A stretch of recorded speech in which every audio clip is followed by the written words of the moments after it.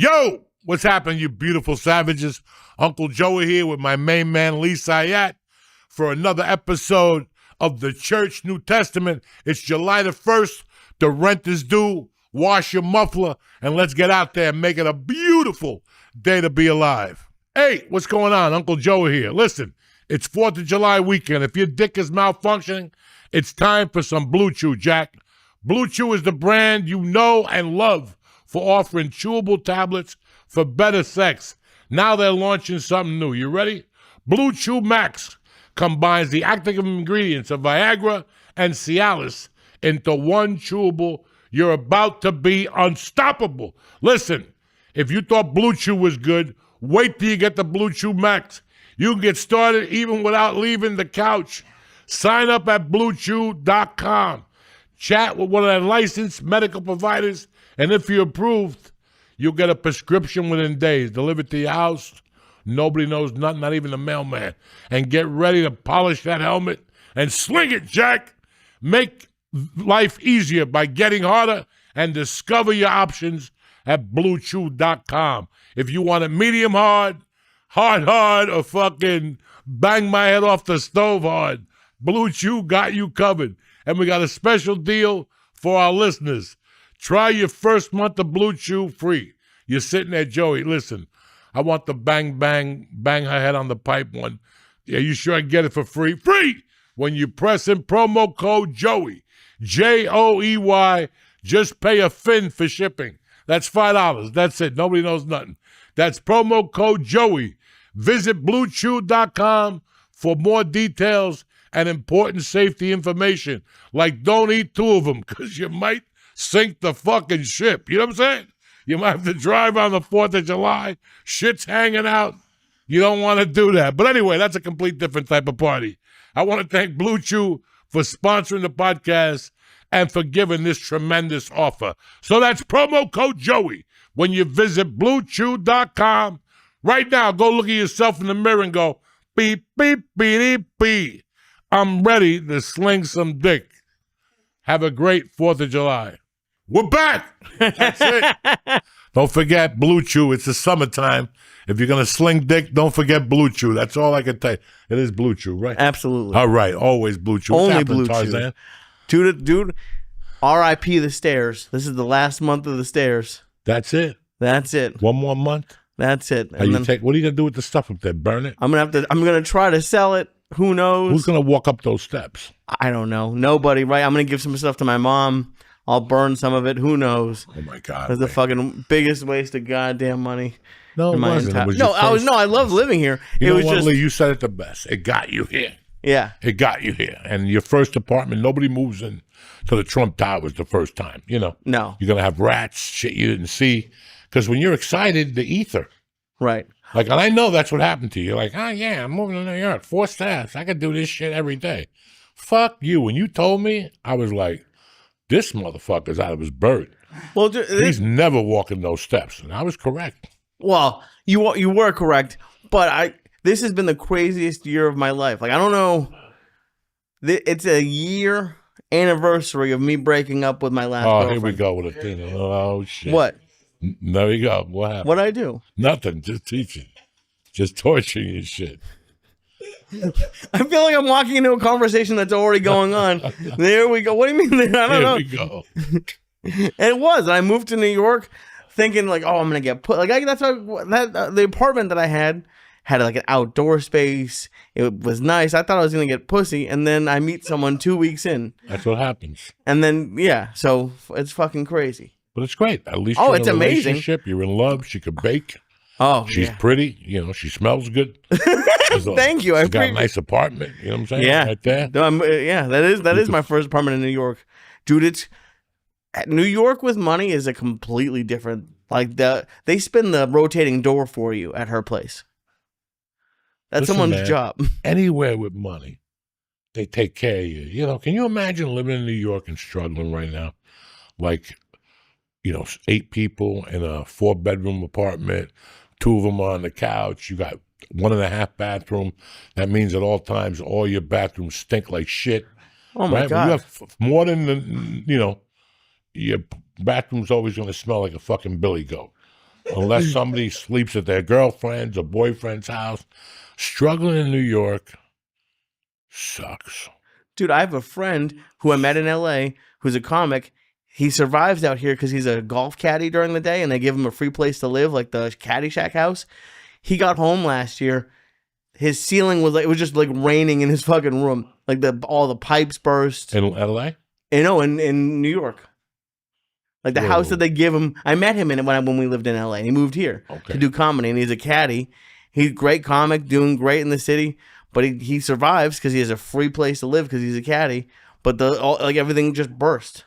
Like it's in the caddy room? Yeah. Okay. Fuck, he's been living for free for a year. At least I caught a break. We'll go to a hotel, live by the week. Hotel 6 will sign you up for 28 days. Yeah, for fucking $8 million. No, you tell him it's a weekly rate. Not in New York.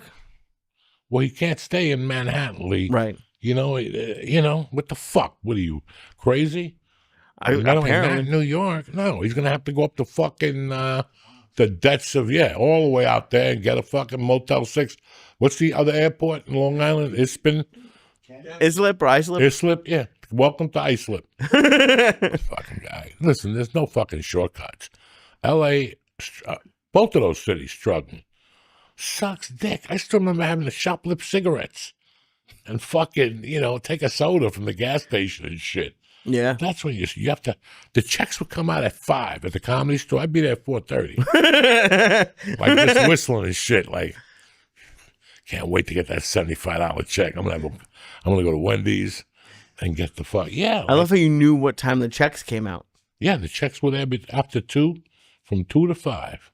And the mailman came every day at 12:35. I was out there at attention at 12:20 in case he got lost or somebody tried to kidnap him. Oh my God. Did they start to expect you? Oh my God. When I lived on Gardner or Schrader, I don't know, wherever Ralphie lived, that same building, the mailman knew us by first name. If I got a check, the mailman wouldn't just put it in my box. He'd knock on Ralphie's door and say, I'm saving Joey the suspense.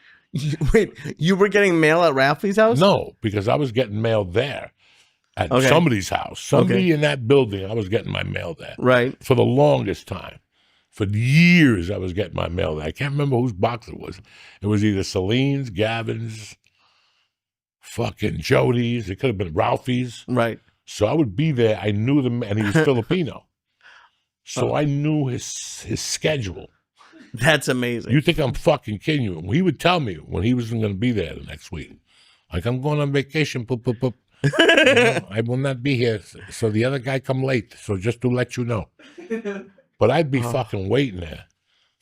It was always this, and people would say to me, you getting a check? I don't know.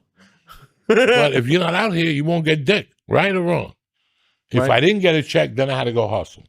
Then I had to go put the day together. Well, I got $8. Let me at least get a Chinese lunch. I was waiting for 35. And dog, I'm going to be honest with you guys.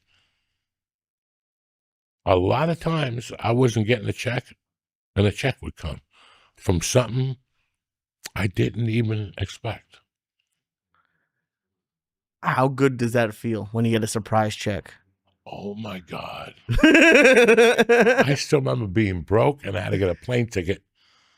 And I went downstairs, and I go, I guarantee Terry didn't check the mail. This one, me and Terry lived together, because I was getting mail at 2 places for a long time. And I'll never forget going downstairs, and we had just gotten married. We were moving to the valley, and I needed money. And I went downstairs. Remember when The Sopranos stopped in 2007 or 9? HBO put a box set out, and in the front they put the Mad TV sketch. So they paid me for that. Nice. And I'll never forget going downstairs expecting a dick day and opening up my thing, and there was like a check for $2,400. Oh, shit. Are you fucking kidding me? Like at 9:30. No, I was clean then. I was clean, spotless clean. But I still remember going to Celine's after the Comedy Store one night, 10 o'clock at night, and trying to no money, and Celine going, Joey, go over there. You got a check in the mail. No, you got something in the mail.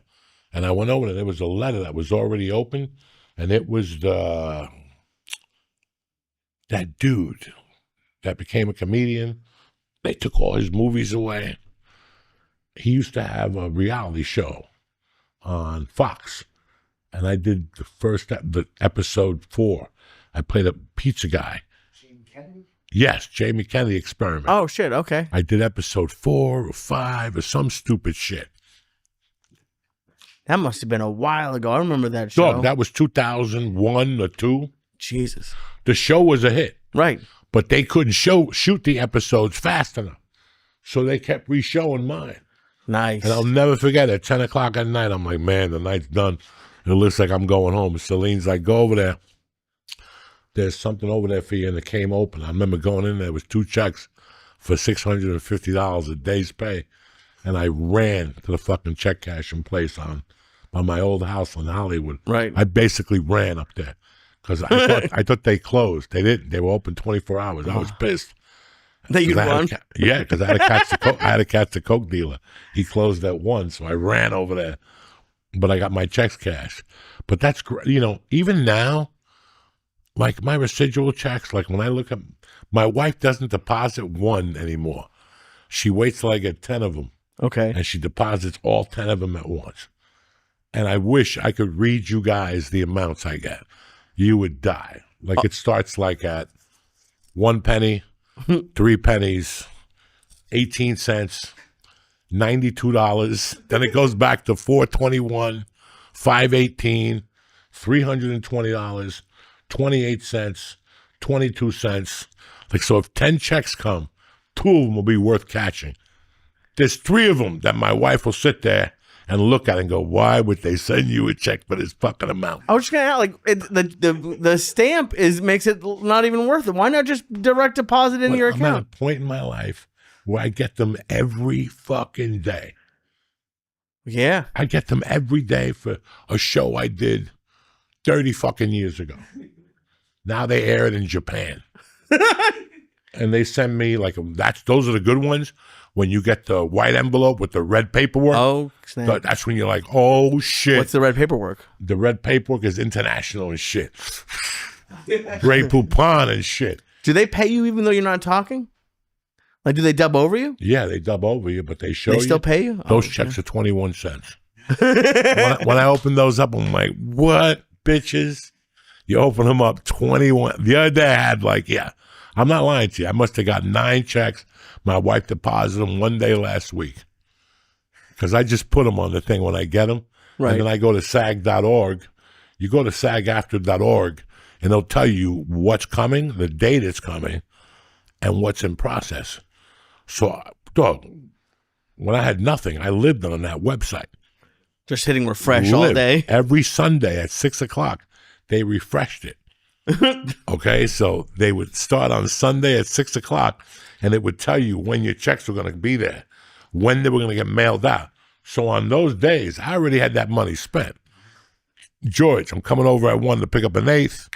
Dog, let's go get some Chinese at 1. All right, Then we'll go to, what's his name, get an 8th of weed, and then we'll go to Ricky Cruz, pick him up and get high. Did you have it on your calendar? Like, check for $5. You don't put none in your account. It's all in the coconut. It's all there. But in those days, the checks were heavy. Right. Those checks were like $333, $682, because it was the top of the tier. It was 20 years ago. Right. So I'd be just parked out there like a child. And when he would come, I'd be like, oh shit. And when I went in there, if that check wasn't there for some reason, there was one check that didn't come for fucking like a week. I was pissed. I was on the phone with SAG every day. And because of that, till this day, I still have the number you call when you're missing a check. I never got rid of that number. Oh, my God. That number's been in this phone since 2002 because I lost a check for like $500. I had like 9 checks sent to me. That's the funny thing about that. That week was my biggest payoff ever at that time. I had like 9 checks sent to me. All the checks were over $50, but the one I was waiting for was that. In my world, I got every check except the $500 one, and I had to wait 30 days to file a fucking complaint. Oh no! And then once you file the complaint, it takes another 120 days to process. So kiss that check goodbye. But what a lot of people don't know, and I'm going to drop it on you right now, especially if you live in Hollywood, because those motherfuckers are treacherous. Once a year, I would drive down to SAG after SAG. I would go to SAG first, go upstairs and say, can I please get the box of checks that got returned? Oh, my God. Oh, my God. It was just checks that never got sent to you or delivered? They got sent to my fucking address. But for some reason, they didn't deliver them. No, he don't live here no more. Shit like that when they put the arrow going backwards on your shit. Yeah, and I would go, what the fuck? I live there. And then they would have them to like an address in like Jersey. Like they went online for an address, and they come up with, like, why would you send this to Fairview, New Jersey? That's the address we had. No, you didn't. I live in L.A. Why would I put fucking a North Bergen address? Like, that's what they would do to me. So you go down there and come home with like 800. What? Oh, God. But you had to wait once a year. Like, you had to, like, because if you went every other week, you look like a fucking pauper. Well, I was going to say. But the after department always fucked up your checks. And this is what pissed me off about those motherfuckers. What'd they do? They always got the address to bill you, correct. Not a poop. All their bills always come back without the hand. Everything else came back. They're another motherfucker. They dig through the computer and look for your old addresses and send them there on purpose.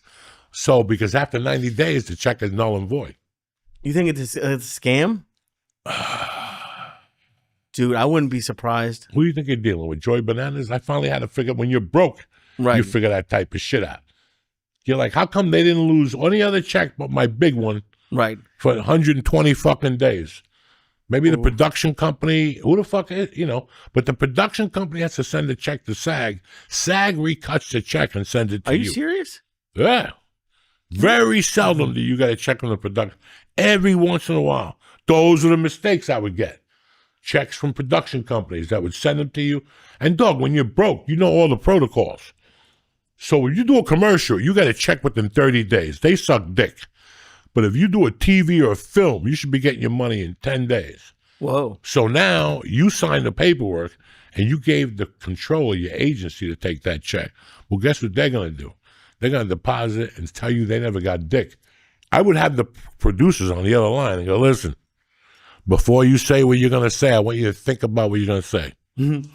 You better think about what you're going to say. I got, what's your name? Liam. I got Liam from Partners, whatever that's a new they just came to New Jersey. Entertainment Partners. Liam, tell my manager when he sent the check, June 1st. It's July fucking 1st. Why don't I have my check? Well, we never got it. Liam, did they get it? You should see how many people I caught in that. Damn. They sent it. And then I found out they were sending the checks after 3 days. Like if you shot and you caught the fucking pay period right, like if you shot on a Tuesday, you got to check on Friday. Your agent would sit for a month and a half. Listen, I'll tell you what I'll do. I'll give you an extra 2%. Just mail me the check when I get it, because I'm over here starving. 2%? Yeah, whatever. Why are you That's holding? A lot of percent. What are they going to make on $600? Oh, yeah, that's $600 check. That's scale. Yeah, but what about, if you think they're doing this with you, I was just thinking about the Hello? guys. And you have 200 fucking clients.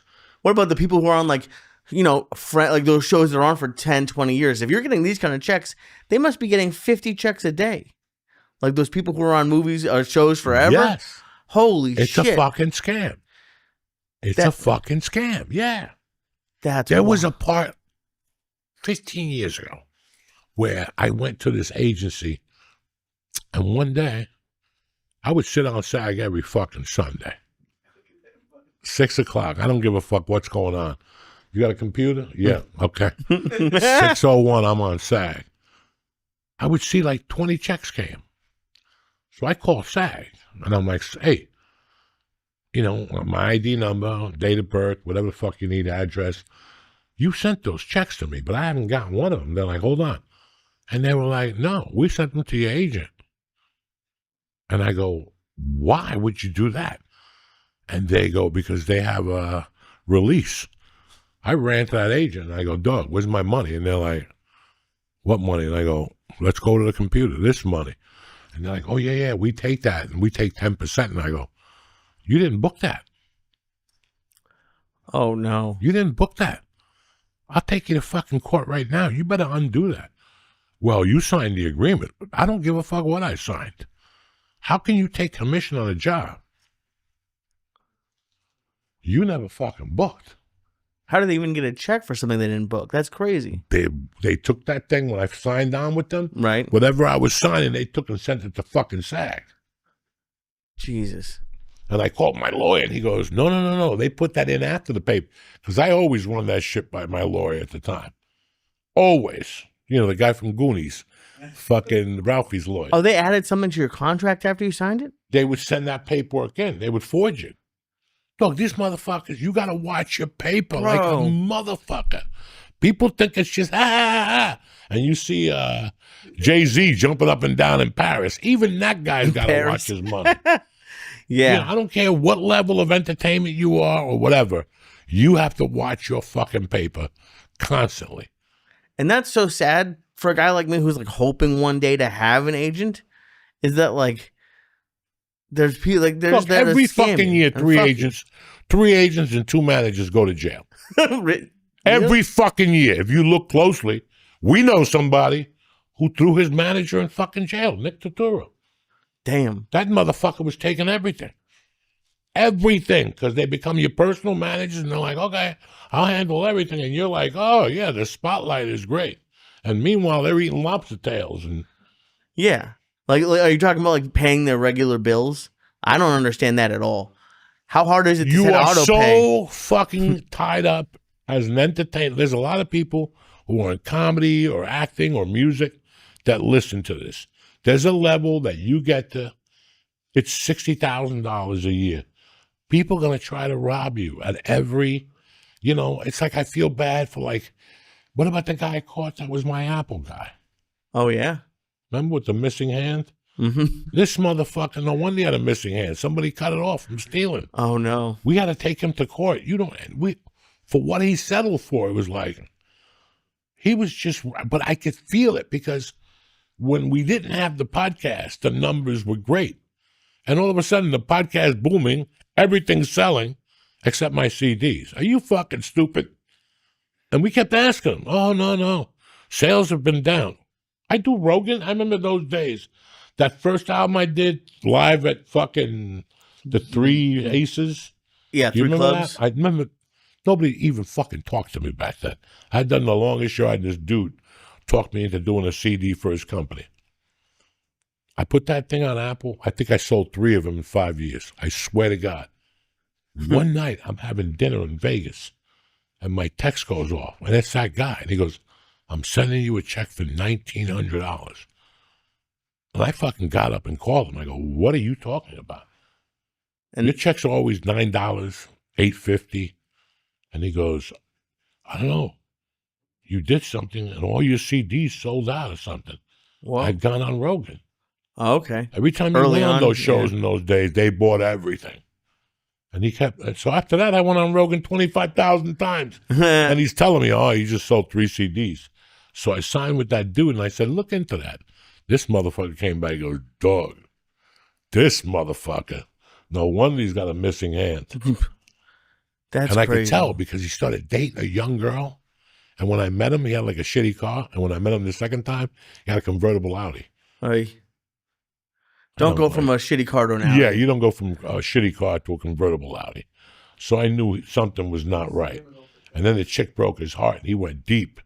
You got to go to psychotherapy and sell the car. Reminded him of her and shit.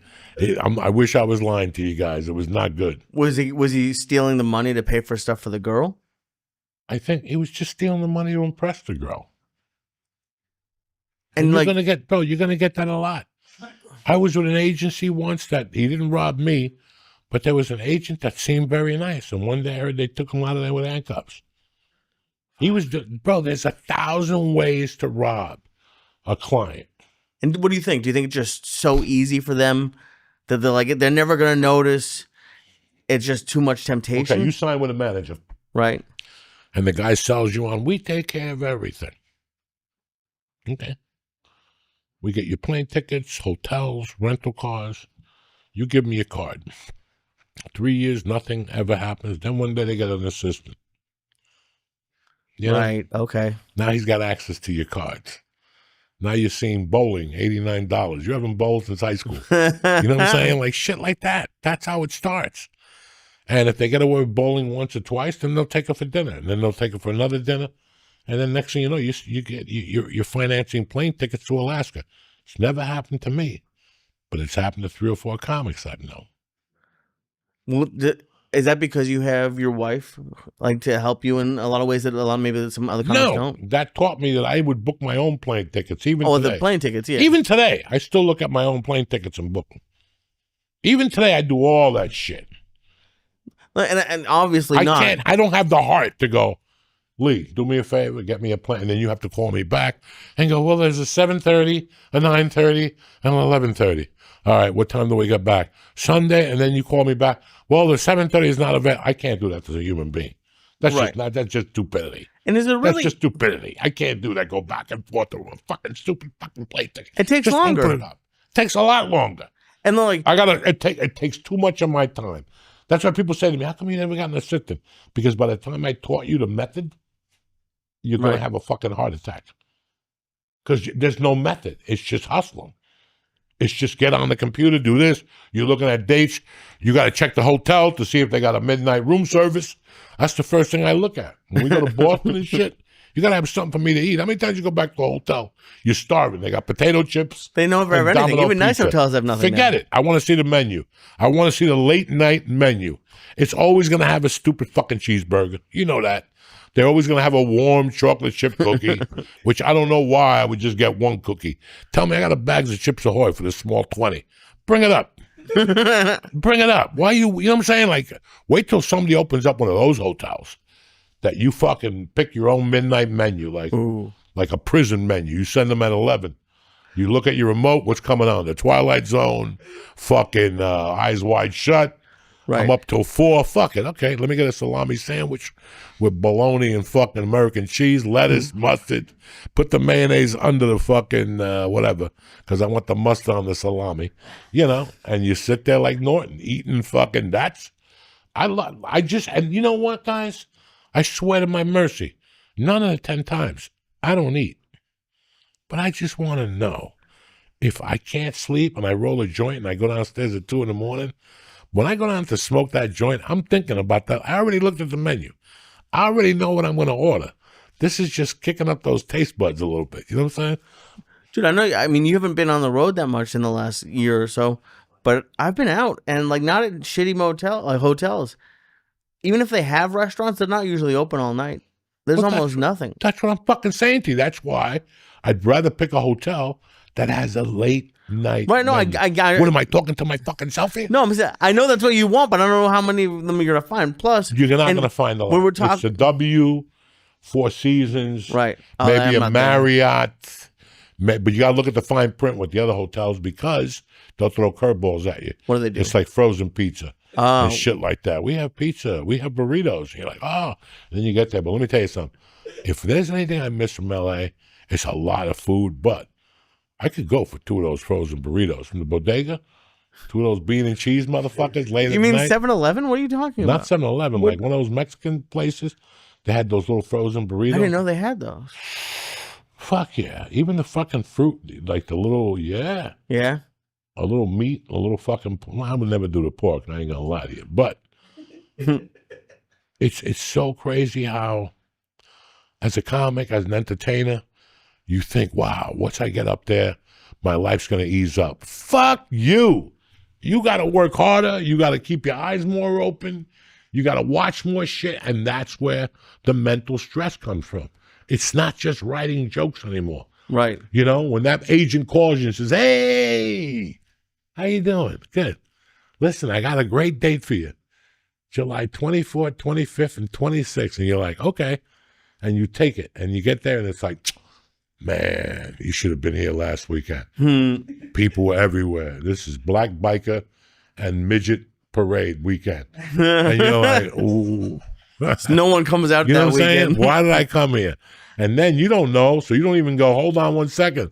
Let me see if they have a direct flight. Right. You don't know. You say, yeah, ready. They sign the thing, and all of a sudden you're like, direct flight. You got to fly to Mongolia and then back to fucking Newark and then up to Canada. You know, you don't know these things. Right. You get burnt like 4 or 5 times. Like, I'm not saying yes, ever. I'll call you back in 5 minutes. I'm at a computer. I'm checking the hotels. I'm checking the late night menu. I'm checking the fucking Ubers. You have to check everything. Because then they'll get you, okay, and then you get there, it's an hour from the hotel. They're only paying you $500. Right. It just costs you $75 each way. That's $150 out of $500. You don't know this shit. So there comes a time you have to check everything. You learn. And then one day you make a checklist. Fuck it. I'll call you back in 10 minutes. Right. Why? Because I got to cover my bases too. I got to check to see if it's a midget funeral or some shit before I go there this weekend. Because if not, that's what they keep saying that shit to you. Last week, the helicopters were dropping people off. There was people everywhere coming to the shows, and you're like... Meanwhile, you have 10 people at your show or something? you got 8 people, and one of them's a half a midget. Yeah, and because you were talking about, like, managers doing it for you. And, like, I know you were busy, and I know there's people who are very busy, but do you really think there's someone you're that busy that you can't book a flight? Like, that doesn't make sense to me. Like, that I couldn't in the back of an Uber. And I know it's like, I can, but I don't want to. But that doesn't make sense. Am I a control freak for doing that? Or do I just want to know what I'm walking into? I want to know what I'm walking into. What if all this shit, if we go back and forth for 2 hours, I get up, I go to Newark, and you're like, no, it was LaGuardia. Right. Yeah. Do you follow all this shit? That's why I don't like... You want to do business? You call me. You want to show me your titties? Text me. Okay? You want to say good morning? Text me. Anything business-wise, jump on the fucking call. So there's no misunderstandings. Get on the fucking call. Get on the call. But then do you ever worry people are going to like say that you said something that you didn't, or they're going to say they didn't say something? Write it down. You have to take notes when you talk to these people. Do I have a hotel? No. Confirmed. Okay. How far from the airport to the thing? Oh, it's about 2 hours. Is somebody going to pick me up? No. Don't even ask. Just assume. What time is the club manager going to pick me up? Got it. Oh, well, we don't do that. No. Oh, shit. You don't? Okay. I got to text out. And you don't because you want the gig. Right. But then they'll keep doing that to you. And then the word gets out. Now you're half a fag. Now you're driving from airport to airport. So these are things I learned. And I didn't care because I did comedy for 9 years. But after 9 years, I got into the Comedy Store. Once I got into the Comedy Store, listen, here's the deal. I'll take the cheap payment, but you got to take a little fucking care of me. Right. I'm not up here playing a fucking violin or an harmonica or putting a fucking wig on. I'm one of the Marines. I may not be a big timer today, but I'm going to be somebody, so you want to take care of me today. And that's what you have to tell these people. If not, you could sit at home and do the Comedy Cellar. Right. Or Stand, or Gotham, or whatever your home is. Once you're confident, you're like, what am I losing out on these idiots for? Was it hard to make the jump from like doing comedy and then like making it a business? Like to change that mindset? No, because how many times can you get fucked in the ass? A lot. You ever been jealous? Yes. Okay. How old were you when you were jealous? Constantly. Still till today? Yeah. Okay. As a Spanish kid, when I was like in the 6th or 7th grade, I used to get so jealous I'd light curtains on fire and stupid shit like that. Okay. I never lit anything on fire, but and then I got that Cuban machismo to me. And I knew that wouldn't work in the real world. Like I just knew it. So I had to lose those type of emotions for me to move forward as a man, you know? With comedy, you never really know. You never really know. But then again, I've always been a savage. I became a super savage when I got off the cocaine. And I started looking at life at what the fuck are we doing? What is the most important thing at my age? Is it doing this? Is it doing that? No, it's trying to become a person, trying to get some money. Everybody has money in the bank. At 45, I had no money in the bank. I had $21 one day and be at $112 the next. Then I'd jump it up again to $38.50 because I have to deposit my SAG checks in there. And then one day, my wife, it was about 5 years in, my wife asked me to look at my schedule. And she goes, let me see your schedule. And she goes, why are you doing that gig? That one. And she goes, I want you to cancel that. You're just killing yourself to live. It's not worth it. You have the Comedy Store. You always have the Comedy Store. You're doing these gigs. Some of them you make money, but you're losing money. Right. Between the gas, your time, the drive, the tolls, you're losing money. And then I just applied it to everything. Movies, TV, life. It's a fucking discipline in a way where what's the most important thing to you? To me at the time was becoming a great comic. So when you asked me to go to do something stupid, I don't have time for that. You mean stupid like Anything, people or waste like of my comedically? time Right. compared to what I could be doing at night. My daytime, I don't give a fuck what I'll do whatever you want in the daytime. But if it's between me getting on stage or me going to something that you and your friends are going to waste time, even though you're a comic. And then I'm just waiting for you to come to me one day and go, man, my career, But you had the time to go to a Yankee game and jump up and down 3 nights in a row for the World Series. Who gives a fuck? You could have watched it at home and done your spots. These guys were there that night, watching the crowd. Now they're not, you know what I'm saying? And I'm just saying the Yankees. I mean anything. No, I totally get it. Movies, anything. Like that was, like it becomes a business. You know, I see these comics that think that they're going to go on stage and say something so disgusting or so off-color, they're going to piss the audience off and walk out. Okay, again, what's that expression? You won the war, but you lost the battle? Other way around. You won the battle, but you lost the war? Right. That's what you just did. This is a business. So why am I going up there and trying to piss my audience off? Right. It's crazy when people do that. Okay, so there's all these things that you start looking at things and going, I'm getting too old for this dumb shit. Hold on, let me cut my beard off and leave side chops and cut an eyebrow off. You could just be funny and write a joke. Right. So after a while, you just learn how to trim the fat off. And then you trim it off for life. And that's when it gets fucking really fun. That's when it gets really fun. Why? Because 2 nights ago, I was talking to George. And I swear to my mother's grave. On the way home, I go, I did the show on the 27th.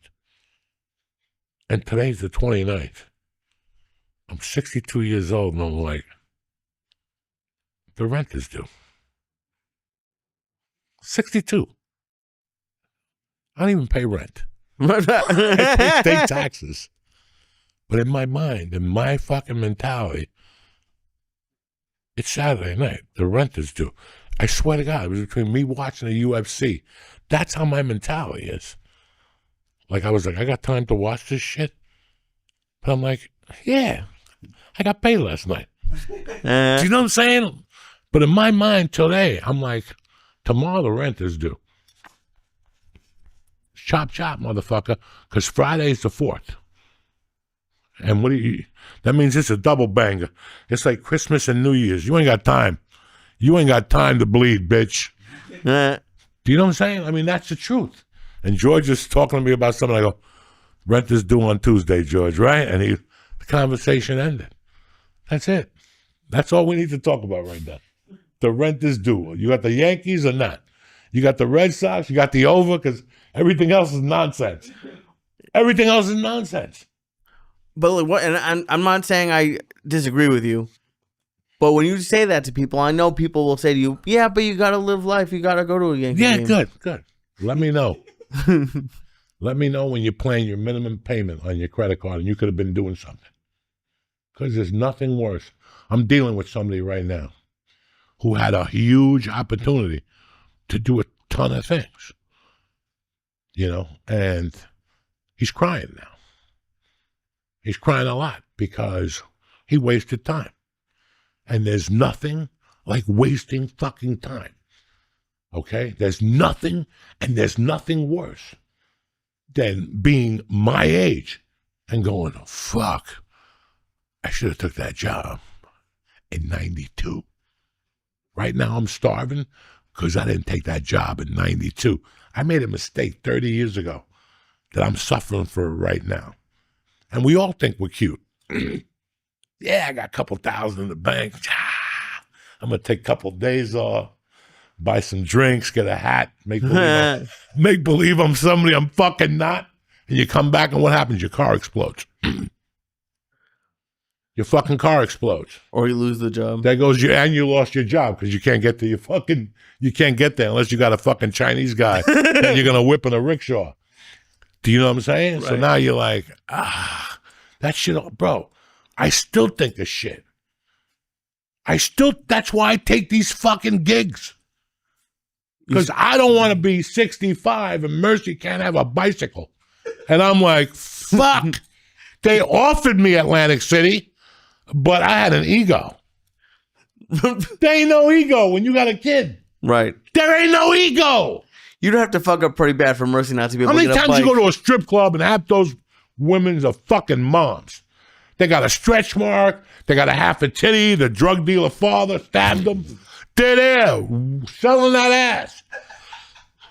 Do you think that's what they want to do? No, they grew up in 18 and going, I don't want to go to college. I want to be a stripper and have some chubby guy named Joey stab me in the ass and, suck dick. No, but they had a kid. They made a mistake.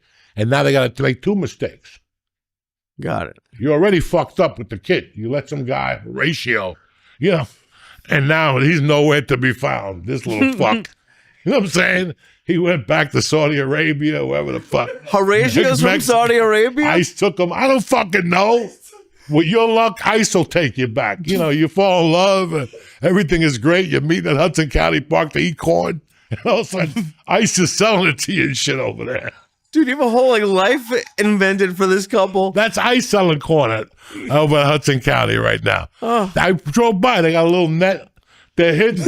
Last time I was hiding there, it was when Bernard King was playing basketball at the courts. You could see him. They even have a sign now that says, come get the corn. That means that ICE is by that corn machine waiting like a motherfucker. They're in that fucking jungle, that little lake over there like Rambo in part 2 when he came out of the mud and he stabbed the Russian in the neck. ICE is hiding in the mud? Doug, you want to make a bonus? That's all you got to do is call ICE and go to Hudson County Park on Sunday. They're all up there playing soccer. Just bring the big bus. Bring the big bus and shit. No, they don't play no more bocce. They took the court down. No, it's over. They don't play bocce no more. It was on Bergenland. They took it off. No. Yeah, fucking 15 years ago. Where you been? Across the street from Jan Michael Vincent, from Vincent Bicycles. Get it together, George. Come on. We're here today. We're live. It's fucking wherever the fuck we are. But yeah, that's it. They're hiding in Hudson County. I saw them today. They're in the trees. Crazy. They got the Subarus down on Edgewater. Why were you hiding in the park? Huh? Why were you hiding in the park? Different purposes. Oh, I can't believe you're driving around just like I'm reminiscing about, I was hiding in that park. I don't want to go to jail, but I've been driving around looking for ICE. I see where they're going to be this week. They're going to be down by me. So I went for a little ride today looking for them. One from my favorite. Why are you texting ICE? I'm not texting them. No, testing. I want to see them in action. I want to see how they do it. What if they pulled you over? I got a beard and a funny disguise and a driver's license that says fucking Chad Johnson. Chad Ocho Siete. Oh my God. That's crazy. But you know what, man? We haven't discussed what we experienced Thursday and Friday nights. We had a nice...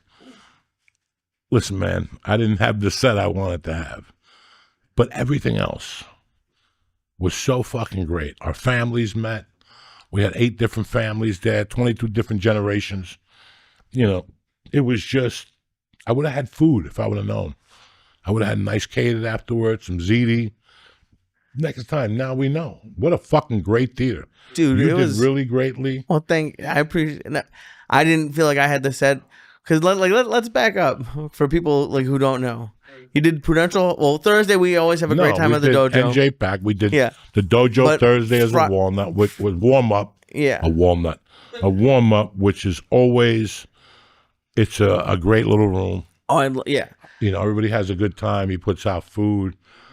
You know, I forget what his name is. It always blinds Mike me. at the dojo. Mike Dojo is the fuck. That's his name on my phone. Mike Dojo. So, but Friday is what we were talking about. We did Prudential Hall at NJ Pack, which. but hold on. I'm sorry. Thursdays are something special over there. Oh, dude, They're it was an becoming amazing something show. very nice over there. It's going to be hot in the summer. You know, I'm getting the surgery. For you guys who keep saying, why does Joey have a Band-Aid? Every week I get 3 people. Why do you have a Band-Aid? Because it doesn't fit on my asshole. How's that?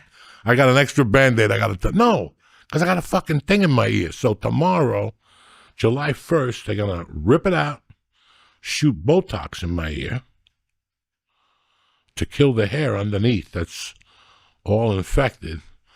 Then they're going to fucking take skin off my leg. No, they're going to stitch it. So this side's going to be a little pulled up. Like, so this eye's been fucked up. Now they're gonna, this eye's, it's going to be like, I'm thinking about suicide, but I haven't written the letter yet. You know what I'm saying? Like the early stages. So that's fucking tomorrow. For you people who are concerned about Uncle Joey and his aging little heart. My heart's fucking great shape. Even Whoop has been sending me messages that my resting heartbeat is going down, that my cardiovascular is off the system. It is. I'll tell you guys later. I can't brag here because people want to karate chop me and shit. That's awesome. And then next Thursday, they're going to yank out this tooth, and this cocaine thing. So this is going to be out of commission for the whole weekend of the 11th. That's why I'm going to see Theo on the 9th in Philadelphia, because that's my last rah-rah night. Then Thursday, there's a jiu-jitsu guys coming in to do a seminar. So at first, I thought it was Thursday the 10th, but it works out. It's July the 11th. So they're going to rip this tooth out, these, and they're going to put a set of braces like Jelly Roll for like a month. And then in September, they're going to put this row in. And then in like November, they're going to put this row in the teeth. And by December, I could eat fucking spare ribs. Congratulations. So, are you looking forward to it? Oh, yeah. I've been counting the days. I can't wait till they shoot needles in my mouth and fucking stitches and fucking, you know, blood. And the guy's yanking. Because this is a 62-year-old molar. This ain't coming out with like a little think. No. This is like the guy wears a helmet. He's got like a tow truck, and they put it on there. And they got to keep numbing it. Pull, and it's like fucking pull. And like, what's that? What's those 2 fags in the movie about social media? Facebook? Oh, the remember social they wrote network? the little bite, the whatever twins, the Bopsy twins. Oh, pull, geez, the Bopsy twins. pull. That's me. So that's that pull. He's a little Russian guy. He's like 5'2". He's going to have a hell of a day, and I'm going to put the seatbelt on to fuck with him. He's going to have his foot on my neck. I cannot do this. Yeah, keep pushing, Bruno. Keep pushing, Boris. Oh, my God. So that's July 11th. So I got a softball tournament that week. I don't even think I'm going down. I'm just going to rest with like a fucking thing on my head. And then I'm just going to recuperate for a few weeks, and then we come back in August, like herpes. Bam, it'll be nice and hot. We'll do a couple pop-up shows. And then we're ready for fucking Philly the 27th. And then we pop on a fucking flight. I talked to some people. I'm talking to some people, you know what I'm saying? They're going to take us right to Fort Lauderdale, drop us off in a helicopter. No We're way. going to get dropped off in parachutes. Am I going to have like the Israeli flag on my parachute? He's getting 6 parachutes. One of them is not going to open. I We wonder who already it's know. gonna be. We already know that. You can't kill a Jew in this climate. You know what I'm saying? It's got to be something like an Argentinian. We got to bring somebody else for this. Why does someone have to die? Because why make it fun? It's like Randy Rhoads. You know what I'm saying? Somebody died. Now we got to do the comedy show depressed. No. I'm just fucking with you guys. I know. And I don't know the exact dates for the other gigs. I know it's sometime in November. Like we have 2 shows in 1 month, but it's like Virginia and Maryland. It's like, I know it's, I don't know, Harris maybe. I don't know. Why am I lying to poor people? They're sitting there taking notes going, where are you traveling to? I have no idea. Right now I got Philadelphia and Fort Lauderdale. That is it, Jack. And I'm happy about that. Oh, it dude, keeps it's me gonna be tuned great. up. Listen, man, I'm trying my fucking hardest. And it's so weird how after the show, like on the way home, all the material I forgot just miraculously started blowing out of my ass. Like, it's such a fucking mind fuck. And you and I were talking about this morning how I was doing great for like 22 minutes and I was still stepping on my lines. I'm like, God damn it, why am I fucking doing this? This line belongs to this joke. Right. I was rushing. I didn't know what I was doing. And you know what? But I still had a great time. I felt the heart from those people, and I tried to give it back. And listen, that's all you could do as a stand-up comic. So you skipped to like the end. We didn't talk at all. Like, it was a great fucking dude. First of all, Prudential Hall was beautiful, and like the whole like. Is it Prudential Hall or NJ Pack? The NJ Pack is like the group, and there's rooms within NJ Pack, and the room we were in was called Prudential Hall. It was a 2860 something. 20. I mean, I didn't expect to see all those people. I ain't gonna lie to you, dude. I didn't. Those tiers of people going up and up. And I didn't even see that. I hope nobody jumps off this motherfucker because. Oh my god! Yeah, there was 4 tiers. That's a lot of fucking seats. And listen, I'm fortunate. It was in my backyard. There was a lot of New Jersey supporting there that night. Yeah. A lot of love from Jersey people. And I fucking thank them with all my heart, My daughter got to watch it. That picture you sent me, that's a great picture. Of her watching it? Yeah, her like enthused watching it. I looked at it, I'm like, Jesus Christ. Dude, I can't tell you, knowing you for so long, knowing her since she was a kid, like how cool it was just to, and Terry being there too, but even just like to know what you've done with Mercy, and like because she's come to a few shows and she always has a lot of fun, and so like she always. When she came on stage, I grabbed her. I was like, "You can stand right here," and she just loved it. When I was a kid, my mom had that bar, and when I first got to McKinley, I was like one of the only Cuban kids. And on Fridays, we were supposed to do the ecology club. Okay. After school, we're supposed to go to the ecology club, and the other half would have to go to George, the place in Union City that you wanted me to play, across from the 4-Star Diner. But what's the Catholic school that's back there? There's like a Catholic something back there. There was a church. I think they had Larry McNeil's father there. But behind there was a catechism.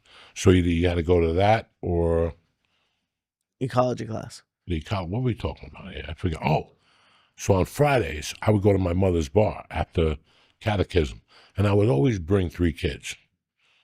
And my mother would always go, let them sit at the bar and give them a Coke with a cherry in it.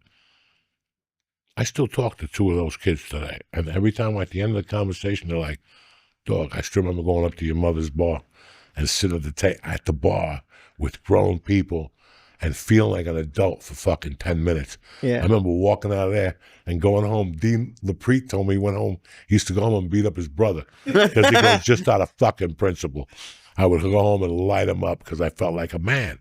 And that's the same thing. You give them that little window of them feeling like an adult. That not even an adult. She knows she's a young woman. She knows it. They give her that feeling just for 2 or 3 hours. Then we take it back from her. But she remembers that. She's like, dog, I was out. People were drinking. I smelled reefer. She's not fucking stupid. And I don't want her to be raised. I want her to know what this shit is. Right. And there is a part of that, but I also think like she was just so proud of you. Like she just likes seeing you do your shit. She she feels like an adult, but I think it's like also like, she's my daughter. So yeah. I didn't want to hide anything from her. Listen, you don't want to hide shit from your fucking kids because you're going to pay for it later on, and they're going to come at you and go, why didn't you ever tell me? And okay, you don't lose the relationship, but somewhere along the line, they're like, why wouldn't you tell me about something like that? Right. Were you scared? Were you ashamed? So I wanted to know the truth and nothing but the truth. When she told me she was talking to her girlfriend on the phone, and she whipped out my book and read the first paragraph to her little 12-year-old friend, and they both started fucking crying. They had to close the book up. I don't mind. I don't mind. She knows. She's so retarded, though. When we got home that night, she said something to my wife. We're eating the muffins, and she said to my wife, when I get older, I'm not going to drink cocaine. And me and my wife What? Just out of nowhere.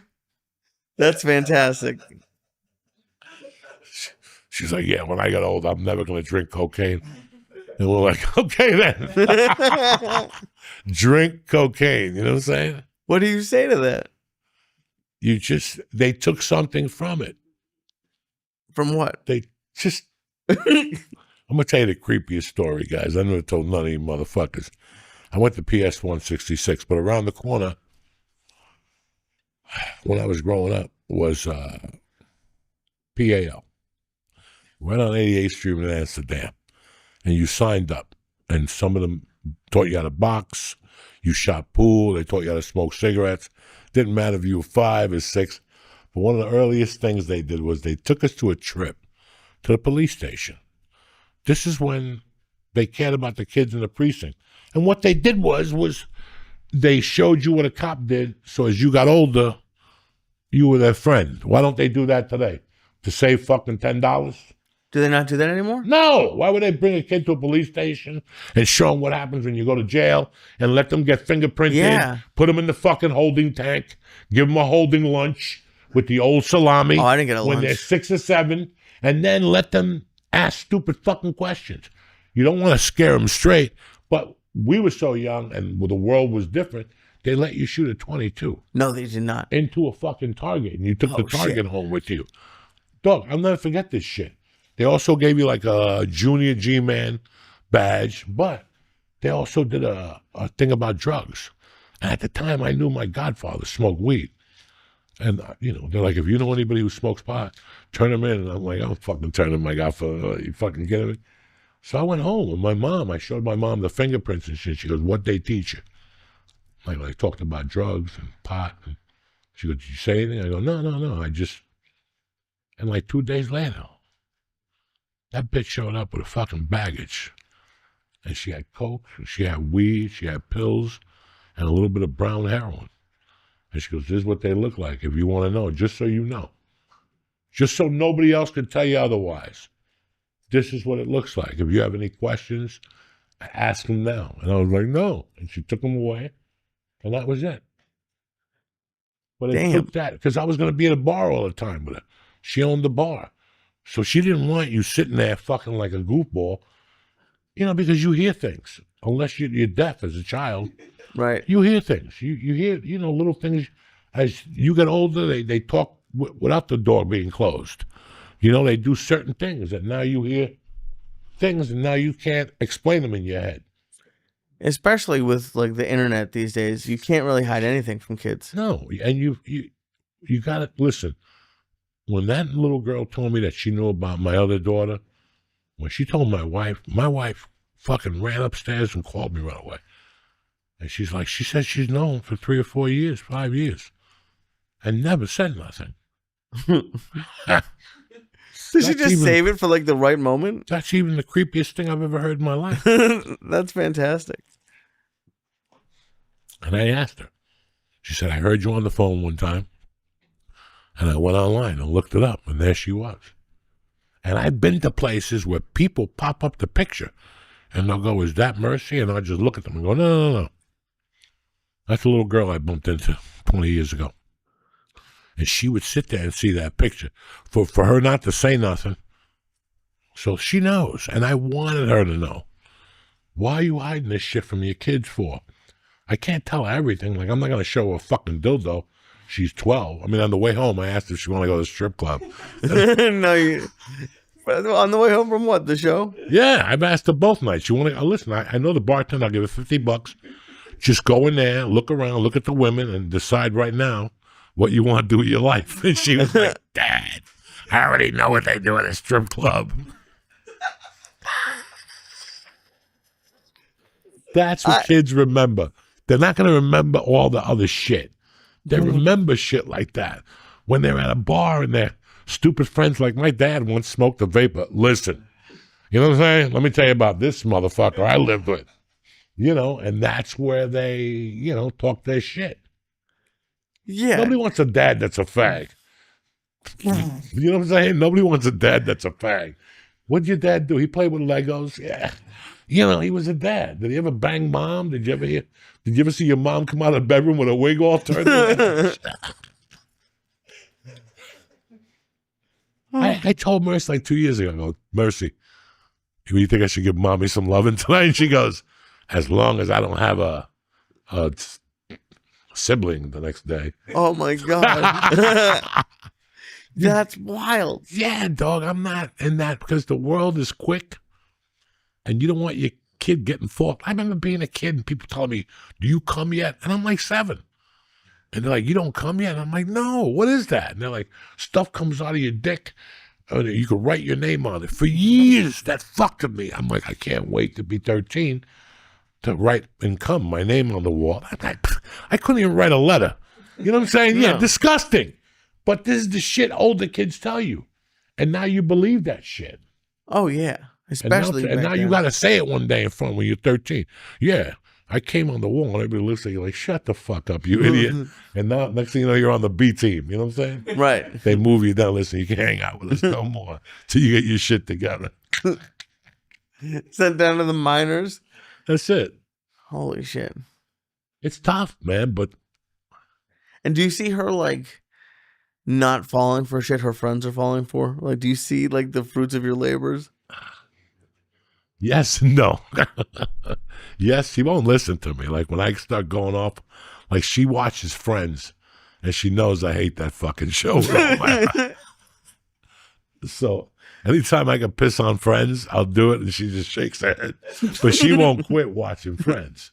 And I respect her for that. She won't go, yeah, Dad, it sucks. Fuck no, she's in there. And when I knock on the door, she's like, what are you doing, Friends? I'm like, Jesus Christ, close the door, Dad. That's it. That's it. Yeah, like I say shit to her. She knows, man.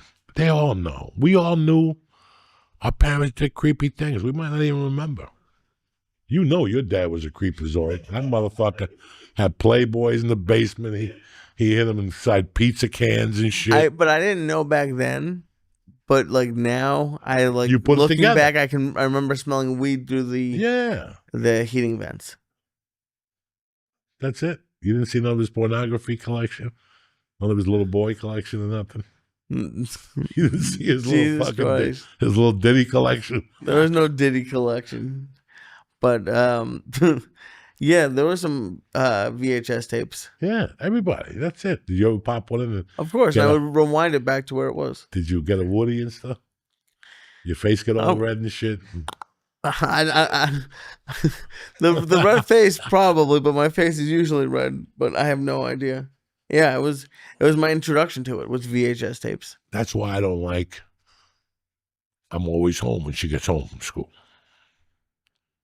I watch her come in. I sit outside or I sit close so I watch her come in. So I see what she looks like when she comes in. And then I feed her and then she does whatever the fuck she wants. But I always thought that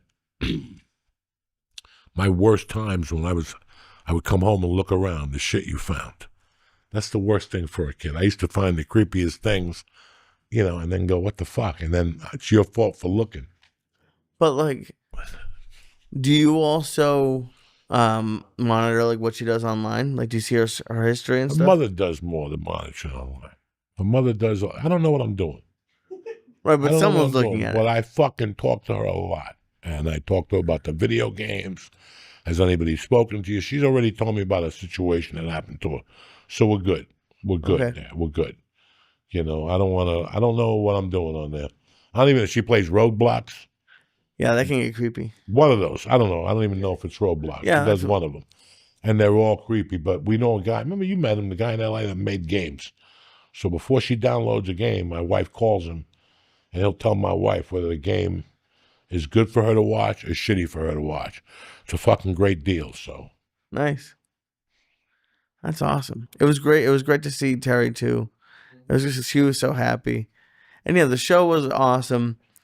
It took me like a minute, like, because I've heard from comics on podcasts talk about it like in bigger rooms like that like the sound comes back at you in a way. Like, it was like I've done theaters with you. It does like, what? Like the sound just came back like echoey a little bit, and it took me a few minutes in my set, and then like towards the middle, I really started to have a lot of fun.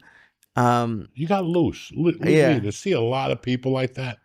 It's like when you walk into a club. You ever park in New York City? You're like, oh my God, let's get to the club, Nikki. And you walk in, and all of a sudden you turn, and there's a fucking line of 800 people. And you're like, and all of a sudden it takes your breath away. Just the energy there goes, and you go, oh my God. And you're like, what do you want to do? And all of a sudden you get irritated, right? Don't you get irritated right away? What do you want to do? You want to wait on this line? I don't know. Where's my friend Sebastian? Sebastian is nowhere to be found. But to be honest with you, I don't know if it was just because we came in the back. I didn't see anybody. A couple people beeped at me as I was walking up, but that's it. I don't think I looked up because I don't normally look up at like a comedy show. Nick put up a Instagram story today of like the 4 tiers. I swear to on my mother's life, I didn't know there were 4 tiers. You think I fucking knew? I didn't look at I didn't shit. fucking know. Were you there when the guy came in? He goes, would you like to look at our theater? And I'm like, nope. I wanted to. He goes, we put all this craftsmanship.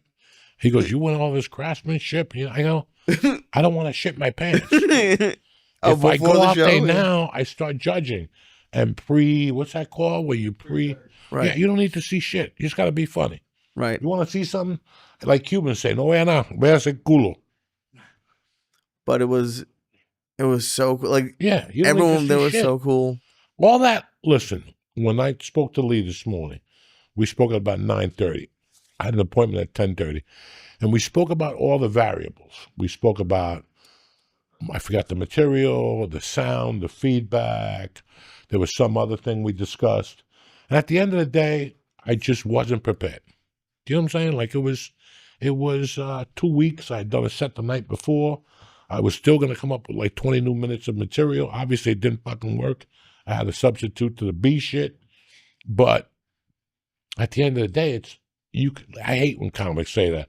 Well, the echo, it goes back. Who gives a fuck? You know what I'm saying? Just do your shit. And no, yeah, I got used to it. I think Lee, you did great. Well, thank you. It was a great show. Aaron Berg killed. He's so fucking funny. Did you go out there and look at the theater before you went out there? No. Beautiful. And I wouldn't let you. We're from that old school. You need to see nothing. No. Like the Cubans said, no way now, ass el culo. That means don't see nothing. Look at your ass. You want to see something? Look at your ass. Don't see nothing. Yeah. But and I know what you're saying. I'm not, because I hate when you think you didn't have a good show and people try to convince you did. But it looked like you were having a lot of fun out there for the whole time. Dog, I'm leaving the house saying to myself that like 3-5 years ago before the pandemic, what was fucking me up so much was I was going up there and saying I can't fail. That was the wrong attitude. It was go up there, have fun, and fuck him in the ear. What's that? Fuck him in the other ear. What movie is that? What? Fuck him in the ear. Fuck him in the other ear. Goodfellas or one of those stupid movies.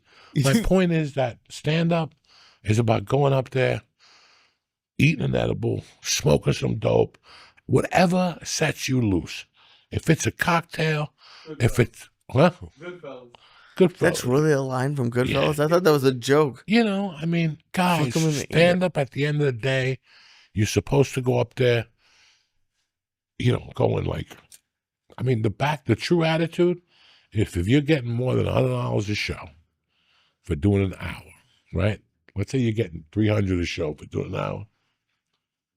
Your attitude is you're going up there and you're like, some idiot.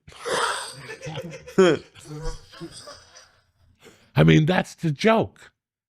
That's why as you're walking to the stage, there should be nothing on your mind. You got to say 2 things to yourself. And it's funny. Some people are going to take it the wrong way because they take everything the wrong way.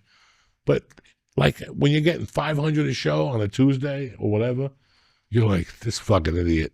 They're paying me $500 to do something I would do for free. Right. Or pay to do. When you do stand-up, basically, they're paying you for the gas, the tolls. That's what you're paying for. When you get there, you're like, they want to pay me how much to do this stupid shit? I'll go up there and fucking flip around and blow bottle rockets out of my ass. As long as you're having fun, the audience is going to have fun. Right. Right or wrong. Now, at a different level, I'm walking out there going, I can't believe these 2,000 people showed up. Like, they actually paid. Like, you have to, like, be happy on the way up there. Like, somebody's finally paying you.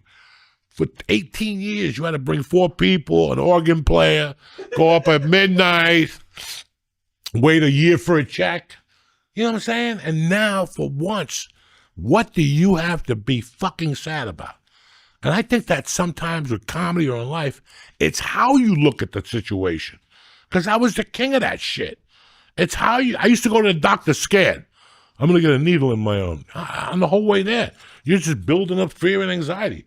By the time I get there, my hands they would have to put fucking paper towels in both my hands. Now I go to the doctor like I'm going to torture the fucking chick who takes blood out of me. Or something. But it's not the fear. You know, like before I go on stage, I told Nick a joke before I went up. I did the joke. It was the dumbest joke in the world about Carvel. So, Mr. Softy, my neighborhood is so boring. Mr. Softy stopped coming. That's what you're supposed to be doing. You know why? Because I was high. Right. And I was giggling at myself. I'm looking at you with the Auschwitz feet, and I'm fucking dying of laughter. But that's what it is. Right. It's the attitude. It's not like I'm going to go up there and my sound is going to ricochet. Who gives a fuck? I don't need to hear shit. I just need to fucking watch him laughing. I don't need to hear nothing. Right. I want to hear my boring jokes. What do I want to hear them for? I can talk to myself all day. Right. But that's why it's like, and you have to be hard on yourself, but you're being, people had a really good time at the show. I think. And that's all that matters. Yeah. On the way home, I thought about that also. And I saw those people. I saw the people that came in the back. There was a lot of people in the back I never met before. Gino's daughters. I never knew them before. They were like, your nephew just went to meet with my dad.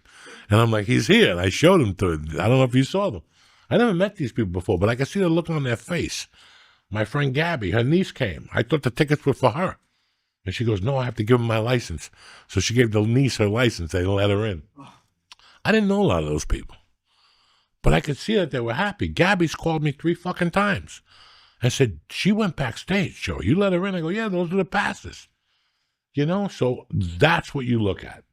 And dude, it's like, because even if you have like a good set, like a B or B plus, A minus, there's always going to be like a better set or a better, it could have gone better. But that doesn't mean like, you know, that it wasn't good or people that, because but you also, you said you wanted to do jokes you didn't do. You say that every time you go on stage. You also always say, I have nothing to, I don't know what I'm going to say to these people. Until I get up there and start milking the vein. I don't know shit. And dude. There's times I have to watch you guys and go, oh, fuck. Like, thank God Aaron Burr goes up before me sometimes. Oh, yeah. He'll say something about his kid, and I go, there you go. Now I remembered that. Now, and I do that at the dojo on purpose to get my memory going. It's a discipline. It's an exercise to get your coconut fucking thinking. But when I'm in front of 2,800 people, there's no exercising. There's executing. Right. Big fucking difference. You see what I'm saying? So that's what I meant. I'm mad that I got stuck. Do you think you went to something you were more confident? Like, I know, like the jokes you did were new jokes, but like, I forgot everything, Lee. I forgot shit that I could go to that's very, like, New Jersey-ish. I forgot a ton of shit, man. Happens all the time. I know it does. And, you know, people go, well, you need to stop smoking reefer. No. I'm going to smoke more fucking reefer from now on. So you guys, where are you this week anyway for the 4th of July? What are you going to do? For the 4th, it's my uncle's 80th birthday. I'm going back to Boston for a couple of days. No comedy up there? I reached out for another week, but not this week. Oh, say, can you see? Wait, you got any fireworks? What are we doing for the 4th? Yeah, we're going to watch fireworks. You didn't get none of those Israeli fireworks? They go boom. They go not just boom. They go boom. Boom 2 times. You didn't get any of those? Not yet. Not with the face of Netanyahu on it? No Netanyahu bombs. I have no idea what I'm doing for the 4th of July. We're going to go to the city, but there's too many Jews in the city for the 4th. That's got to scare you a little bit. You know what I'm saying? That's why I'm leaving. Boston. Yeah. Who knows? I don't want to be in a building we get bombed or a fucking helicopter goes into it or something. And then, You're a glass half full kind of guy. what? Glass half full. Why is all this terrible things going to happen? It's the 4th of July. People go crazy. People are angry. New York's got that new primary mayor. People are mad about that. If you got property in New Jersey, kick your mother out because you're about to make millions. If your mother lives in the basement, tell her, bitch, it's time to go, Jack. You know what I'm saying? We're making millions. I'll buy you a little hut in South Jersey once the smoke clears. We're making big money in North Jersey now. Why? Because that guy, if he wins, all those people, Are gonna and leave? Jack Ciattarelli, the Republican, wins as governor, all those people are going to move to northern New Jersey. Damn. Big money, you know what I'm saying? Everybody want to be doing a podcast. We'll open up an office, some bitches, What are the bitches going to do? whatever you want them to do. Help your girlfriend with the muffins. Listen, who would you eat a muffin from? A topless chick that gave you a muffin? Or some scacciarolo from Starbucks with sunglasses and green hair? You know what I'm saying? That's what you need in your life. It's a real easy choice. Would you like soy milk? Yeah, in my ass. That's why I want soy milk, all right? Well, no fucking soy milk. I want the real McCoy. But who goes to a topless place to get a muffin? Well, that's what we're going to find out. Wouldn't you like to go to a topless muffin coffee place no more? They got them in Florida, topless Do coffee. they really have coffee? Yeah, you pull That up. seems like and it's the way chick's too hot to be topless. topless around. What? What if they spill it on themselves? Who gives a fuck? They're titties. You know what I'm saying? You take them to Texas and you get them rebranded. That's when a fake tit was invented. They got a Lucchese company, like the boot company in Nashville. The Right. Italians, they got one down there for your titties. Really? Remember, titties were invented at the University of Texas. I didn't know that. Yeah, Doug, then who? You know, then Who what are you invented doing? What are we titties? doing here? What the? Great movie. This is a real thing? Yeah. What universe? Austin or Dallas? Yes. Big money, Dallas. Big titties. Big money, big titties. Everybody went nuts, and everybody in the club getting tipsy. So that's when the fake tit was invented. I learn something every week on this podcast. That's what these podcasts and comedy routines are about. You always go home with a ha-ha and a hee-hee and a mental note. Like, I didn't know that titties were, whatever, invented down there. Yeah, I don't know what I'm going to do for the 4th. I don't want to sit at home. I don't feel like driving 3.5 hours either. I have to drive back on fucking Sunday morning and What do you stop at Celia Cruz. Fucking, that's my favorite. I go in there and get the Nathan's hot dog with the fucking French fries, and they have the coconut ice that you pop in the little thing. Right. Tremendous. But like that, I was just gonna ask. Like, you don't want to do like a grill, like put hot dogs and hamburgers. How old are we now? How many fucking hamburgers and hot dogs? We just had the best hot dogs we're going to have. I'm going to sit there at somebody's house with some half fucking shitty hot dogs. They're ballpark. Oh, am I fucking excited? They're not Georgie dogs, you know what I'm saying? Because you ain't got that type of class. That's true. You know, and they want to make you those scatchard meatballs, those scatchard fucking hamburgers where they don't put no seasoning in it. I don't want to do that again. Then potato salad, I don't want to do that again. Well, happy 4th of July, everybody. It's a good Friday. Now I'm bored Saturday and Sunday scratching my balls. I don't want to do that shit. Would you ever bring your own food to a barbecue? Like if you knew someone's food stunk? Oh, yeah. If I knew somebody's an anti-professional, you show up with your own shit. You know what I'm saying? If I know George's going to be there with American cheese slices from Kraft, Right. you got to show up with something. George thinks I'm going to let him forget that. That's going to be on his tombstone. This motherfucker showed up to a barbecue in Long Island Italians with Kraft slices, the ones that you remove once. Then he wonders why I don't invite him back. Those aren't bad though. If you're a communist, if you're in prison, not if you're in liberty, not if you believe in freedom. You know what I'm saying? And let me ask you this, Joey. What year was this cheese transgression? Like, About 5 years ago, 6 years oh, ago. okay. I thought it was when you were in your 20s. No. Five That's why he got dumped. or He 6 showed years. up with American cheese in front of our family. They're old school Italian. That's it. They pulled her aside and said, you got to give them walking papers. 90 days. They love him, but they For had to let him go. cheese. That's fucked up. Bro, They've let people go for less. Old school Italian people don't fuck around, dog. There's some shit you just can't show up with. That's what I'm trying to always caution you. Could you get like, if like, let's say he went to the deli and got like nice sliced American cheese, like they sliced it for him. First of all, he should have showed up with nice, fresh sliced cheese, and also, he knows he should have showed up with mozzarella and some nice pepperoni bread or whatever the fuck. But they don't have that there, and yeah. So you bring a little cheese, but you dope it up a little bit mozzarella, nice with the ball, with the salt water, Right. with the mozzarella pimple water.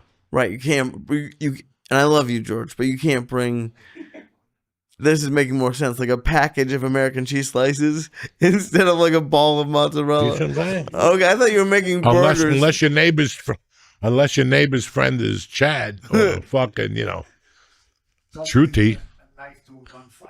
Yeah, you can't slip I don't even like know if that's that. a knife, George. That's a rough one. Yeah, I'll throw you out for less. You know what I'm saying? I swear to God, man. So you got no gigs this week, Lee? Just tomorrow? I have tonight. I have tonight. Yeah. Tonight? Or when this comes out. Okay. And where you at tonight? The comic strip at 8 And it's o'clock. a showcase. Yes. Go down there and support Lee Sayat tomorrow night at the comic strip. And let me tell you something else, ladies and gentlemen. This week is the 4th of July. With what's been going on lately in the fucking world, make it the best 4th of July you know. Put your fucking Nazi helmet on and get ready, because some deep shit might happen, or then again, something might not happen. But the only thing that's supposed to happen is we're supposed to be the best Americans that we could fucking ever be. And that's all you could do. Me, I don't vote, but I pay taxes. I pay taxes on reefer. I do all the right things. I don't jaywalk. I do all the right things. I did my crime. I did my time. I paid my debt to society. And what do you want from me? I got a warrant in Seattle, but fuck that. That was 30 years ago, and I've never got in trouble again. So who won that fucking dog fight? Hello? Anyway, happy 4th of July to you and your families. Appreciate the liberties that you have. Why are you at home watching stupid fucking games and getting ready for the Jets? Who gives a fuck? Go out there and be a fucking American. That's it. Trump is helping you. He's cleaning out the country. He's helping you now. You got no more excuses. Why would I want to mow a lawn? Mexicans are going to mow a lawn. White people are going to be in demand again. Thank God to Trump. That's it. But do you really want the job? That's next week's podcast. Do you really want the fucking job after Trump gets rid of it? Are you going to learn how to bake? Are you going to learn how to clean a bathroom? No! Anyway, I love you guys. Have a happy 4th of July with your families. Stay black. Don't forget to support Lee tonight at the comic strip. What street? Lee, you're sitting there like you don't even know where you're at. Look at you. I don't know what street it's on. It's the comic strip in the Upper East Side. Comic strip on the Upper East Side. I love you, motherfuckers. Stay black. Have a great week. Hey, what's going on? Uncle Joe here. Listen, it's 4th of July weekend. If your dick is malfunctioning, it's time for some Blue Chew, Jack. Blue Chew is the brand you know and love for offering chewable tablets for better sex. Now they're launching something new. You ready? Blue Chew Max combines the active ingredients of Viagra and Cialis into one chewable. You're about to be unstoppable. Listen, if you thought Blue Chew was good, wait till you get the Blue Chew Max. You can get started even without leaving the couch. Sign up at BlueChew.com. Chat with one of their licensed medical providers, and if you're approved, you'll get a prescription within days, delivered to your house. Nobody knows nothing, not even the mailman. And get ready to polish that helmet and sling it, Jack. Make life easier by getting harder and discover your options at BlueChew.com. If you want it medium hard, hard, or fucking bang my head off the stove hard, Blue Chew got you covered. And we got a special deal for our listeners. Try your first month of Blue Chew free. You're sitting there, Joey. Listen, I want the bang her head on the pipe one. Yeah, you sure I get it for free? Free! When you press in promo code Joey, Joey, just pay a fin for shipping. That's $5. That's it. Nobody knows nothing. That's promo code Joey. Visit BlueChew.com for more details and important safety information. Like don't eat two of them because you might sink the fucking ship. You know what I'm saying? You might have to drive on the 4th of July. Shit's hanging out. You don't want to do that. But anyway, that's a complete different type of party. I want to thank Blue Chew for sponsoring the podcast and for giving this tremendous offer. So that's promo code Joey when you visit BlueChew.com. Right now, go look at yourself in the mirror and go, beep, beep, beep, beep. I'm ready to sling some dick. Have a great 4th of July. What's happening, beautiful people? Uncle Joey here with his Jewish Cato, Lee Syatt, for another fun-filled episode of the Church New Testament. It's October 21st. Chop, chop, chop. 9 more weeks to Christmas, and you're still looking at me like I'm missing the boat. Anyway, we're here. I'm ready for a tremendous Tuesday. How about you? I'm ready. All right, let's do this.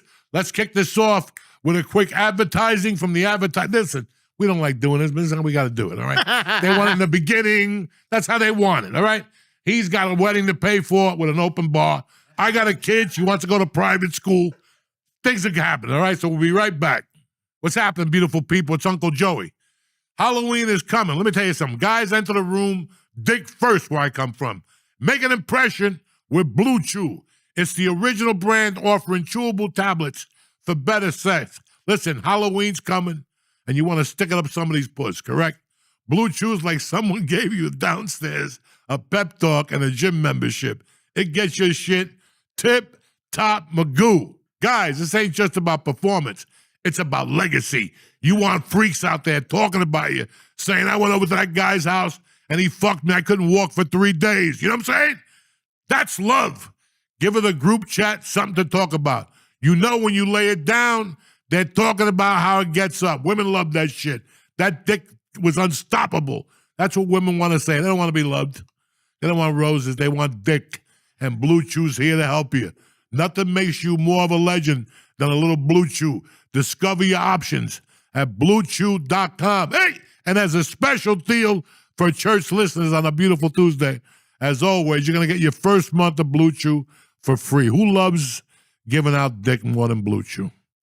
Your first month for free. That means you'll be fucking somebody dressed up as Barbie in an alleyway for Thanksgiving. You know what I'm saying? You're going to get Blue Chew for free. Just use promo code Joey at checkout. Joey. And pay $5 for shipping. That's it.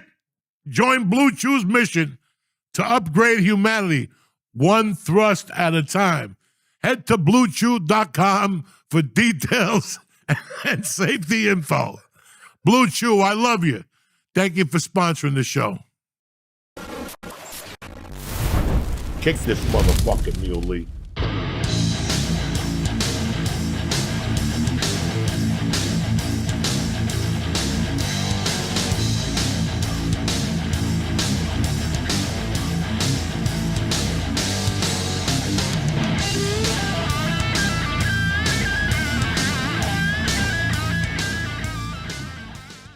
We're back. Get it together. Get those Blue Chews. Anyway, what's up, dog? I'm good, dude. I miss you. How you been all week? I've been in Massachusetts losing. I can't, dude. Every time I go to a casino, I need to hire someone to beat me up because I can't win a bet at a casino. Can you not read a book? Can you not take an online course? At least to guide you there. You know, after a while, listen, I don't have the patience to stand there. But at least like years ago, listen to this. I didn't even have an idea about poker. I grew up in the wildest place. Everybody plays poker here. I'm the only Cuban that don't play fucking poker or dominoes. HBO had a website for The Longest Yard. No. The Longest Yard had a website. Remember before they released it, they had pictures on there and you could buy merch and all this shit. But if you went, they had a section for gambling. And that's how I learned to play poker, because you'd play with fake chips. Right. Oh, when I'm playing with fake chips, I win every time. And then I go in and... But at least I learned, you know, listen, today I forgot. That was when The Sopranos were on TV and Longest Yard. Right. I forgot how to play poker. But I'm saying at least I fucking, you know, like, you like to gamble. I love it. So how do we up the odds for you to make money? The problem is, like, I heard, this could be fake. I heard Dana White like banned himself from the casinos because he was doing so bad. Because you got to go in. He has the way to do it. You got to go in with like $2 million, 3 hands and leave. Correct. And I sit there. I have a drink. I like, because I'm such a degenerate. Like, I think I'm gonna win with $25 hands. You're not gonna do shit with $25 hands. Well, you never fucking know. That's why you're sitting at that table. How many times do you guys think that the Cuban Jew Joey Diaz doesn't get $50 in chips just to play blackjack on DraftKings? Okay. Oh, I love doing it on DraftKings. Even though I know I'm gonna lose that 50, because it ain't enough dough. But the other motherfucking day, I hadn't gambled in like fucking 10 days, and I went on there and I had a $3 bonus. Okay. And something else. You bet $3? No, I bet $1 slots, and all of a sudden I won like a jackpot for 130. Damn. And then I took it down. I said, all right, up to 100, I'm going to bet 5s. And anyway, I ended up the morning with 338 over the $3.08 I had. Whoa. And that happens. And Yeah. that's why you take a check. Does it always happen? Not really. But I was in the hospital. The gods were like, fuck it, give him a break. Give him a fucking break. You were in the hospital again? Fuck yeah, I told you about this shit. Jesus, dude. But I'm fucking, listen, man, this has been going on for 11 months. This has been going on since December of last year. Last November, I started eating fucking mushrooms like they were going on. Between the mushrooms, the fucking ear, I don't know what happened. I got the flu. I ended up in the hospital in January. I couldn't breathe. Yeah, February, same shit. This time they tried to blame diverticulitis. What's up, George? March, I got it again. That was the worst I did. But this shit that went on for the last month, I couldn't even tell, because every day I went for hope. Like, I'm taking these minerals now. I switched to these vitamins. Hope for this. I'm taking peptides for my lungs. I'm doing all this shit. And I can't walk a flight of steps. And I'm like, come on, man. Come on. But then it started progressing. And I noticed it when I went to the gym. That, come on, I could do a half hour of boxing, 3 minute hitting the bag, hitting the mitts, fucking hitting the speed bag. You go back to the fucking whatever. I could do that with my eyes closed. 3 times a week. I would go in there and I felt like I was going to faint. I was going to have a fucking stroke. I didn't know what was going on. The times got shorter and shorter. And then, guys, I didn't even tell you motherfuckers this. So I turned myself into the hospital on Tuesday, right? Because listen, this time I realized the hospital is a lot like going to the joint. Because when I got out, people were like, when'd you get out? No, I was in the hospital, not when I got out. You know what I'm saying? The fuck is wrong with you? Jesus, I turned myself in. Let me tell you what happened here. These performances after the podcast, walking me up the stairs, is unacceptable. Unacceptable. The last one was unacceptable. The one before that was unacceptable. And I appreciate you guys always take care of me and help me. But this wasn't about you guys. This is about me. I just couldn't do it. And then Friday, I went to Freehold, to the weed store, or maybe the English town, to Rooted. And on the way back, I got so excited. I had to pee. And I pulled over right by my house, right by the Arab restaurant. I made a fucking right turn, and there's a parking lot there. There's El Nido's there and all the gym. And I pulled behind there, and I just took my seatbelt off, ran out of the car, and piss came out everywhere. Like, it went from 0 to 60. Like, I got to pee now. Like, luckily I didn't break in my pants. I think I peed on my shoes. I got new shoes. You'll never see those Adidas again. They were bad luck. Fucking, and this one, guys, so you pee. I had a towel in the back because I knew this was happening. I dried my hands. I got that anti-sanitizer. I go to get in the fucking car. And guys, I wasn't even in the seat. 2 minutes. I had to get out of the seat. I couldn't breathe. It felt like my legs up close like this was locking this up. Damn. I knew I wasn't getting no heart attack. I grew up in the hills of North Bergen, motherfuckers. There ain't no heart attack coming here. If I go out, I'm going to get shot like Kennedy or something like that, right? Like fucking Charlie Kirk, whatever the fuck. Oh. Listen, at least you're doing it to yourself now. Before I was getting mugged, now you're getting assassinated. Listen, I'm not talking about suicide. No, assassinated. I don't want you to think I'm at home massaging my jugular vein. Put cream on it and shit. You know what I'm saying? I was like, bet Detroit tonight. Nah. Anyway. So, guys, it was It wasn't a 2-minute episode like what you guys usually see. It was a 25-minute episode in the rain. And here's what gets worse. I had to open up the truck, get out to my feet, open up the window in my truck, and I had to hang in there because my legs wouldn't carry me. Who was I going to call, guys? My wife was at the movies with Mercy. I mean, you guys live up here. Who am I going to call? So I just wanted to get home. And sure enough, I go to get in the truck and I got to pee again. And now it started all over. I sat in that parking lot for 40 minutes. People going to get Chinese food kept stopping. Are you all right, sir? Yeah. I just puked on my sneakers, whatever. No, I couldn't fucking get back in the car. I couldn't breathe. So I knew there was a problem. Saturday, it went okay. Sunday at the baseball game. That was it. It was raining. I walked a little quicker, and I had to pee. And by the time I got to the car, guys, again, it just blew up. That thing that happened at the mall that we joked about last week, Right. That was not good. That's unacceptable, John. Right. That's unacceptable. That's a health problem. So Monday, I went to the boxing gym, and I lasted 14 minutes.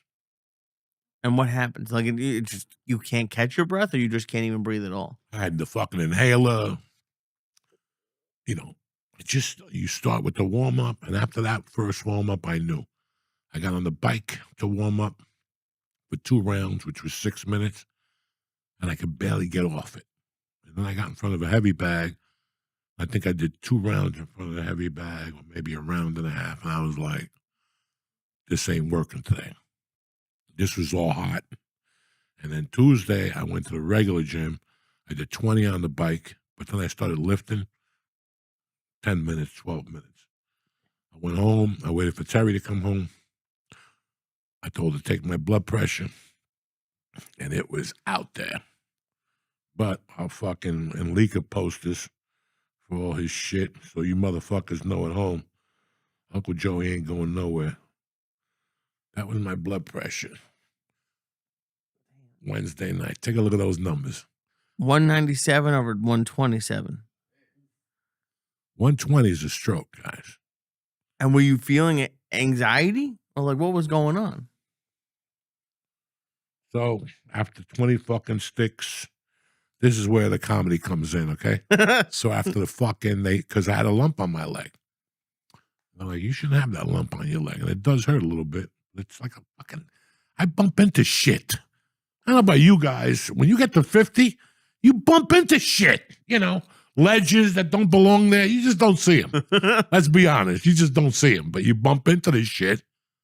So they're like, we have to scan your leg and do this and do that. And I've been going there for shortness of breath. So the lung department is great.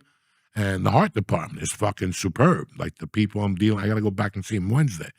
But there's something not right. The heart is clean, but there's something that's not right. I feel it, like the air. Maybe it's a nozzle. Maybe a nozzle broke and fucking the air's leaking out. I don't fucking know. The heart nozzle. Yeah, you've been saying that even before the hospital, like last year, happened. So I went, and this time, oncology came in, and they fucking scaled they said I had a lymph node in my leg that's obstructing the flow. Okay. And that my bladder is overfilling. Fuck. 10 years ago, I was kidnapping people and putting them in the trunk of a car. Today, my bladder is overfilling. You understand what that does to your ego, gentlemen? At some point, you go, what the fuck? I should ice my... Why did I stop doing coke? To go out with a lymph node to my fucking leg? I was meant to go in a hotel with some fat hooker farting in my mouth with powder all over my face like I was snorting jelly donuts part-time. The Jesus, fuck? dude, yeah. Now I got an overfilled bladder that goes to my kidneys, which in turn makes my heart go into rumbata, or whatever the fuck, rumbation. Okay. Something with an R. And then it goes up to my fucking anxiety. So basically, before my wife drove me to the hospital, I was 202 over 212. And whenever my heart drops, your blood pressure goes. Okay. Dog, I woke up. Well, we'll talk about that later. I had 41. 41 what? My heartbeat was like the pulse. Okay. And that's unacceptable. That's low, right? Yeah. So my wife took me in that dog. When they looked at my blood pressure and they checked my fucking pulse, they were like, get him in there. Within minutes, I had an IV. I mean, sometimes you're in there like 2 hours downstairs. And I accept it. I'm the one that's sick. That I never complain. I like the emergency room. The emergency room is like going to court. If you're a professional and you're really a student of life, you're not going to learn anything in life until you go to courts, see a court session live where people have to plead their cases and shit. Right. That's brilliant. Or an emergency room. Yeah, I've been there a lot this year. And see what these people do under high stress situations. So come to me next time about your yoga studio and how it's so stressful to have it. Listen, go get a job part-time at that. When you watch people and women in the emergency room and men nurses, you get a whole new respect for these people. A whole different respect. The one thing is, this is a field, unless you love it, it ain't going to work. If you don't like cleaning people's assholes, don't get into it because it's going to happen. If you don't like cutting some chubby guy's nails, don't get into it because you're going to have to cut them. These girls do shit and these men that are fucking unbelievable. Yeah. And I'll tell you, every time I'm in a hospital like that, it humbles you. You're like, Jesus Christ, this is how I should love stand-up. Look at what these women do till 7 in the morning. It's a 12-hour shift, motherfucker. They average anywhere from 10 to 18,000 steps a fucking shift. At least, yeah. And then, like, Matt, because you're at a nice hospital. I went to an emergency room earlier this year at, like, a not nice one where, like, they bring homeless people in who are going nuts. Like the people who work there are fucking crazy. Like, I don't know how you do it. Bitch, let me tell you something. My wife pulls up to valet. At the emergency room, they got valet in Jersey. So my wife pulls up to the valet. She goes, there's no fucking valet there. She goes, I'll just drop you off, and I'll park right over there. There was parking spots. I'm not even out of the car 2 minutes, and I go to grab my suitcase, and I look, and it's like a chubby sister with a chubby brother with a white T-shirt on with something around his left wrist, and blood is everywhere. Jesus. Do I stop? Do I go, what happened, brother? Fuck no. I pick up my bag and I keep moving because I'm cutting this motherfucker off. I'm not letting him get to the hoop before me because I'll faint in that fucking thing. Just watching this poor brother bleed to death is not going to work out for Uncle Joey. So I beat him to the thing. Boom, they scan your shit. Bop, bop, beep, beep, boop. Joe Diaz, Jose Diaz, whatever, their birthday, and they sat me down. Guy could jump right on me, did blood pressure. They didn't even hesitate. It took me right into the fucking STS machine EKG, where they put the EKG, blood pressure. Before I got out of the blood pressure room, I already had a fucking thing in my arm. And usually they take you to emergency until you wait. They were like, you're on a different level tonight. They took me right to my room. Thank God, knock on wood, it was a single room. You got to give Jersey Shore a lot of credit for that. I love the food. I love everything. The nurses were fantastic. So that's what's going on with me. So I doubled up and they fucking lowered some prescription, hired some prescriptions because the problem was I was on like 4 diuretics. No wonder I'm peeing fucking constantly. Oh, yeah. You guys don't know how Uncle Joey lives. You guys have no idea. I get up in the morning, I pee. It's a long one. Okay, you wash your hands, you throw some water on your face, a toothbrush, you go outside, you make a cup of coffee. The only times I just drink a cup of coffee a little bit, motherfucker, I gotta fucking pee again. And that's no fucking easy thing. That's like 25 steps back and forth. I'm not in the mood. I just woke up. So sometimes I just take my dick right off the balcony because I got no class, right? I just make believe I'm out there looking for an owl and shit and take my dick out. Sometimes I piss on the balcony. Sometimes Are you already sitting on the balcony or do you walk out to the balcony? No, I wake up every morning and go to the balcony, regardless of the weather. Wait, are you talking about front or side? The back. All right, the back one. All right, thank God. I thought you were in the front waving to the neighbors. Nah, I'm in the back because that's where the sunlight is. Oh, okay. There's no sunlight on that side of the house. Gotcha. I don't want to sit out there with cold people. I come to the warm side of the house and fucking at least I get some vitamin D. I look at the trees. I thank the Lord. Right. But that's how my day starts, okay? And then I put the coffee cup down. I walk down the stairs. And by the time I go down the stairs again, I got to fucking do another 2-minute pee. And it don't stop there. Now I have like water downstairs. I drink that. I come up, wash my pussy, go to the kitchen, no more coffee, Right. a glass of water with ice, a lot of ice. How much cold. are you drinking? I got to drink. I'm thirsty. How much they tell you to fucking drink? Everybody, everybody tells you, hydrate, hydrate. When we were kids, nobody drank water. I don't know, right? When I was a kid, I never drank water. It was Coca-Cola, Cuban soda, a fucking, Gatorade. That's it. No, fuck that No shit. Gatorade? No, I have Coke in my house. I waste my time with Gatorade. So it sounds like the peeing is like the main issue. But I take a vitamin combo and a prescription combo right around breakfast. That's around 7:30. I sit, everybody's gone. I do what I got to do on the computer, pay some bills, whatever, and then I shoot to the gym. By the time I get to the gym, I get on that bike and I do 20 minutes. Okay. Different levels, like it's a HIIT program. Like I go from, by the time I get off that bike, listen, if you're in my way, you're going down. I don't care if you're old, young. And I tell people, timber, because you're going down. I'm taking you with me. And don't get in that bathroom and fuck around. Don't get in that bathroom and fuck around. I'll choke you to death. And if not, I go right outside and take my dick out.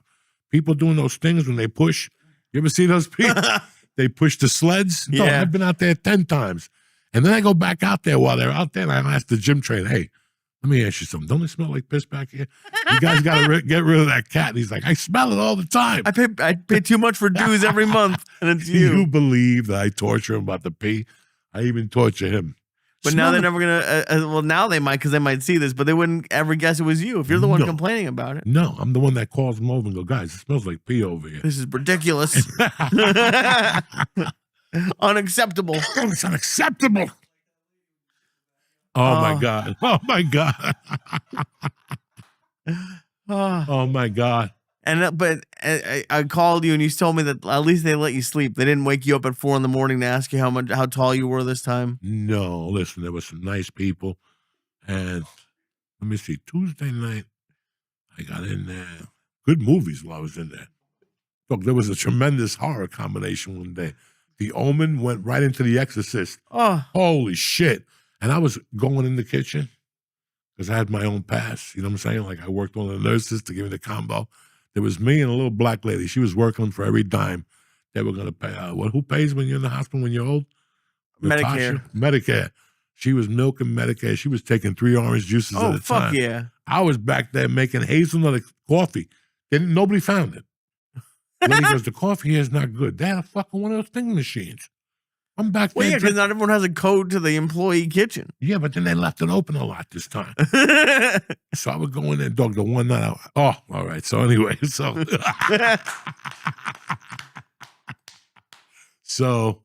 the first night I'm down there, boom, boom, not a bad night. I think I just didn't sleep. They tested me. They did the finger for the fucking blood, the blood pressure, which was great. They're a great fucking hospital when it comes to that. But I asked the nurse, I go, I'm in here for high blood pressure. If you don't let me sleep, she goes, listen, I'll do this test at 11:30, do the breath thing, and then you go to sleep till 4:30, 5:30. But Joey Diaz is an old fucking fart. So I'm up a doodle at 4:30. And they would say, like, you can't eat because you have a test this morning. Dog, I'd go right to the kitchen in front of him. Even with the thing that said NSFO, do not feed, I went right in the fucking kitchen, started drinking orange juices, made a hazelnut coffee, drank the coffee right there in the kitchen, and then said, you know what? I'm going to eat 6 boxes of Rice Krispies. And that's exactly what I did. I ate 6 boxes of Rice Krispies. Dry or with milk? With milk. What do you think? I'm a communist? How long did it take you to eat 6 boxes? I know those little 6 mini minutes. ones.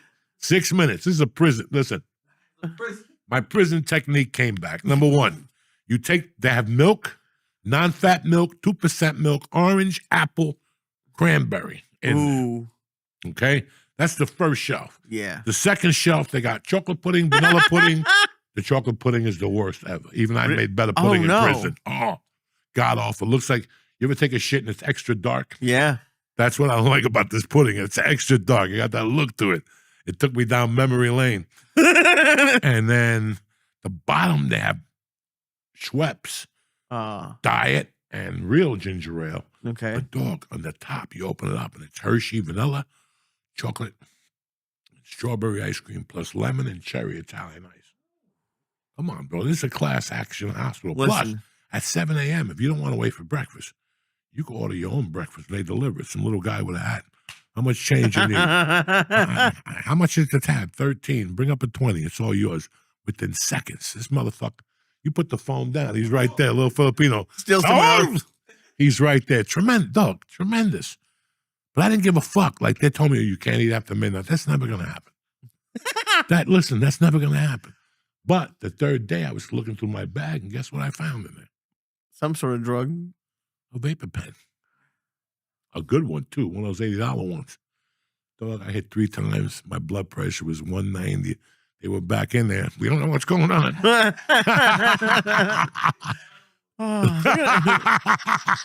like you just happened to find it. Like you didn't put it in there on purpose. I don't remember putting it in there. Of course I must have put it in there when I went to watch a movie or something. I forgot I even had it. I just went in there and go, oop, what the fuck? And the connector worked for me. I had one of the connectors. One of the chargers. I started charging that motherfucker. I had to hide it, though, because they told me there was a patient that had 17 vapor pens in there, and he was smoking by the oxygen, and his place was going to blow up. I just made sure I smoked in the bathroom with the water on, you know what I'm saying? Dude. To put some moisture in the air. Remember the Green Book where the black dude lived above like the concert hall? Yeah. You just got to get an apartment in the hospital. Just with like that ice cream at all times, just to get whatever. I'm surprised you didn't bring a fucking bong to the hospital. Why are you smoking in the hospital? Because, dog, it gets lonely in that room. I know, but you're looking at 3 fucking walls. My view was a fucking roof with a ladder going to nowhere. It was like, go up that ladder, you're going to die. You're going right to heaven. That's all I had. The stairway to heaven or to hell. Just take a shot at it, all right? Yeah, but they have, don't you have any ABX left? Listen. We've been friends for I don't know how long. You've listened to my bullshit for I don't know how long. When are you going to figure out that your Uncle Joey's a fucking addict? That he needs to burn the candle somewhere? Okay? Do it with Rice Krispies then. What the? Listen, the Rice Krispies were great, but they ain't doing nothing for my coconut. When I'm getting surrounded all day with stupid questions, what medication do you take at home? What are you bothering me for? You see my wife here? If my wife ain't here, I'm like one of those commies. I don't know nothing. You just think your name. You ever see those Vietnam people? Rank. Agent 466674. I don't know nothing. I know the Declaration of War. You know, that type of shit. That's what I'm saying. Guys, I don't know nothing. I have become such a fucking memory lane, dude. Like, I remember shit now, and I giggle. I almost crashed the car this afternoon thinking of something funny that happened, you know? I like it, but Jesus 16 Christ. years you've been running with me. You haven't figured out. I figured it out, but you... Listen, if there was no weed and you were stuck with me and I was up by your mom's house, right? You don't think I'd raid that fucking medical bin? Because I know she got to have a goodie bag in there. You know what I'm saying? Oh, yeah. It's got to have something that hits heavy. And it's not going to be every night. As long as I hit it one night just to mellow me out. Yeah, but you have edibles. You can't breathe and you're smoking. I didn't have edibles. I did not have edibles or marijuana leaf. You got to have like a hospital-only kit of it. Like, this is why you don't eat every ABX that you have as soon as you get it. Well, they were giving it to you by the case. I don't know if you see. There's none around. We ate the ones in the cup. When George is out of ABX, you got a problem. Yeah. Because George will whip out the ones he ate with Abe Lincoln. I got some in the freezer. Don't worry about nothing. We're going to go to a quick commercial break. We'll be right back. Hey, Uncle Joe here to talk to you about a new sponsor, and I love him. Stop sucking in your gut to fit into your jeans, Joey. You deserve better. You deserve the perfect jean. They fit like a dream. They don't chafe, and they show all the meat up front. You know what I'm saying? Whether you got some or you don't. With waist options from 26 to 50 and lengths from 26 to 38, it's easy to find a pair that fits like a dream. Listen, I got a pair the other day. I tried them on. Tremendous. They feel better. I'm comfortable. I don't feel like I got a belt on. I'm not the type of guy that wants to put a belt on. I just want to live loose. You know what I'm saying? While you're at it, go ahead and update your whole wardrobe. I mean, they got khakis, they got den khakis, some shorts, and other polo shirts. Yeah, like their own polo shirt type deal. Listen, it's finally time to stop crushing your balls in uncomfortable jeans by going to theperfectjean.nyc. Again, theperfectjean.nyc. Listen, I love this jean brand. In fact, I forgot to put them on today because it was raining here in Jersey.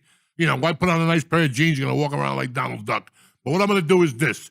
For a limited time only, church fans and family, you're going to get 15% off your first order plus free shipping at theperfectjean.nyc or Google The Perfect Jean and use promo code CHURCH15 for 15% off. That's 15% off your first order at The Perfect Jean NYC, promo code CHURCH15, all right?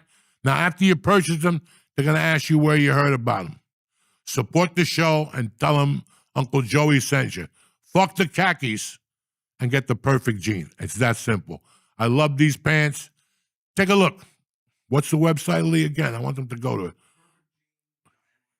perfectjean.nyc.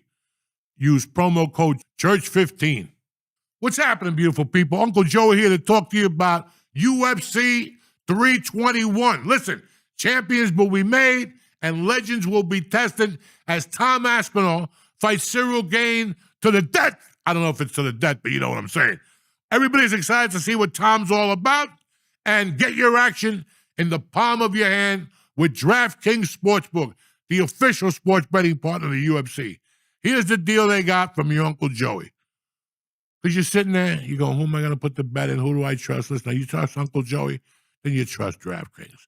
New customers, bet $5. I'm going to get you. If your bet wins, I'm going to get you 300 in bonus bets for this UFC. That's 300 in bonus bets. Give me a fucking break. Who else takes care of you like that? Nobody. Uncle Joey, but it starts with you. Download the DraftKings Sportsbook app and use code Joey, Joey. That's code Joey to turn $5 into 300 in bonus bets if your bet wins. And this is in partnership with DraftKings, somebody I've been with for years, 6-7 years. So remember, with DraftKings, the crown is yours. You're running the fucking ship, okay? Stay black. Have a good week. You got a good week of making money, having a good time.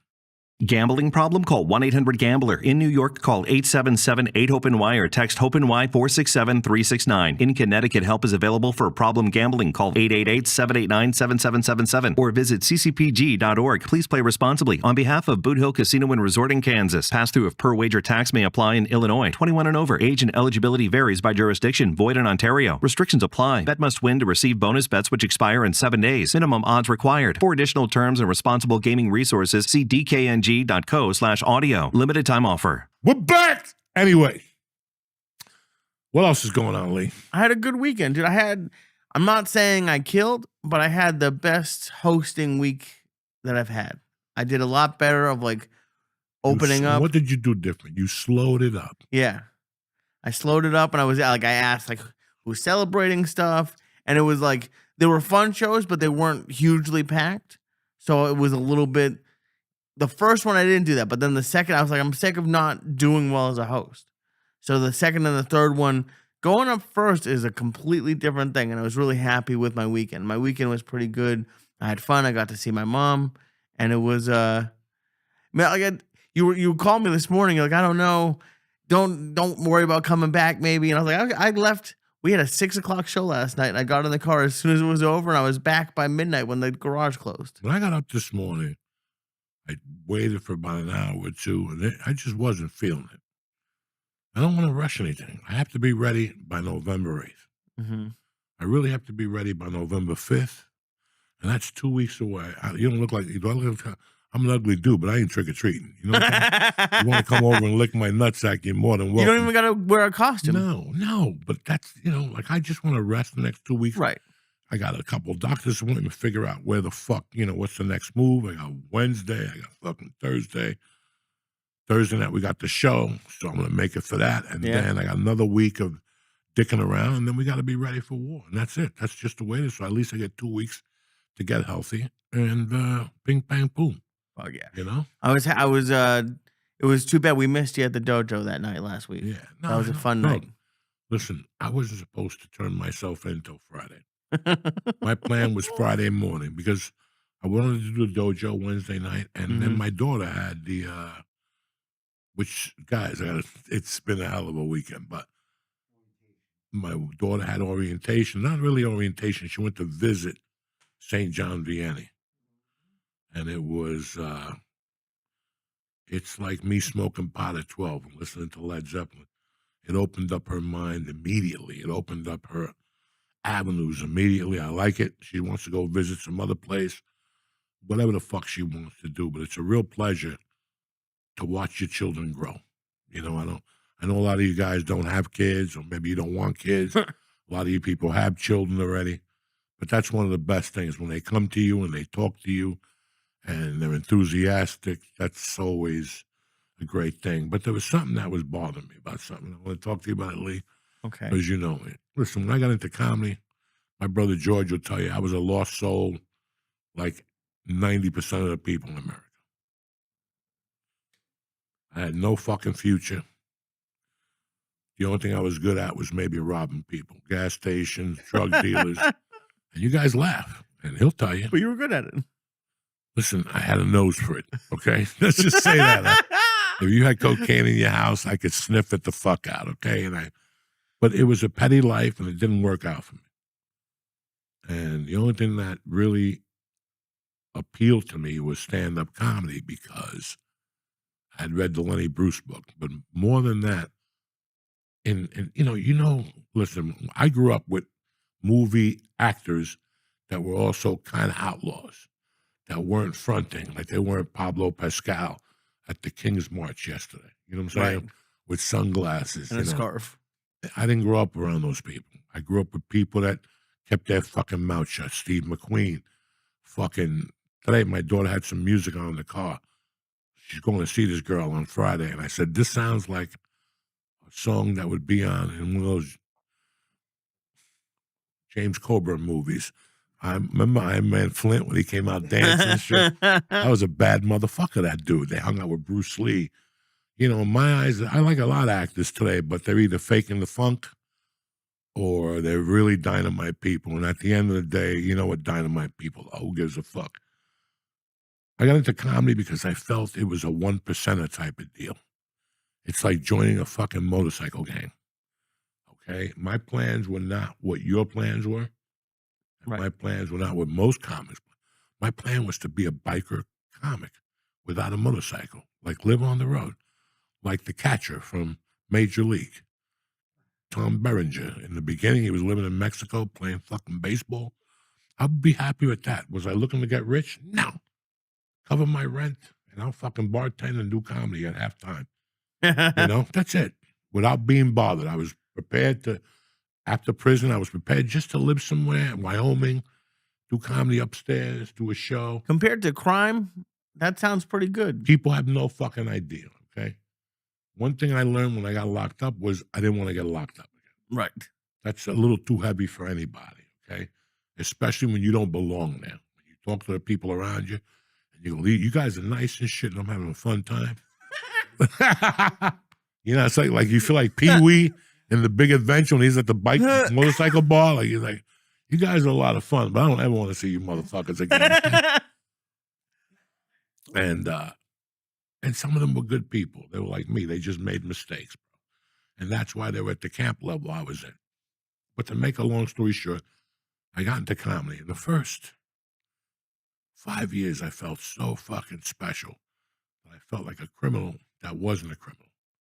But I still was a part-time criminal. I was still bringing back returns and coffee makers. You were semi-retired. And still doing low-life type shit. But it was paying my rent and child support and a bunch of shit in between, you know.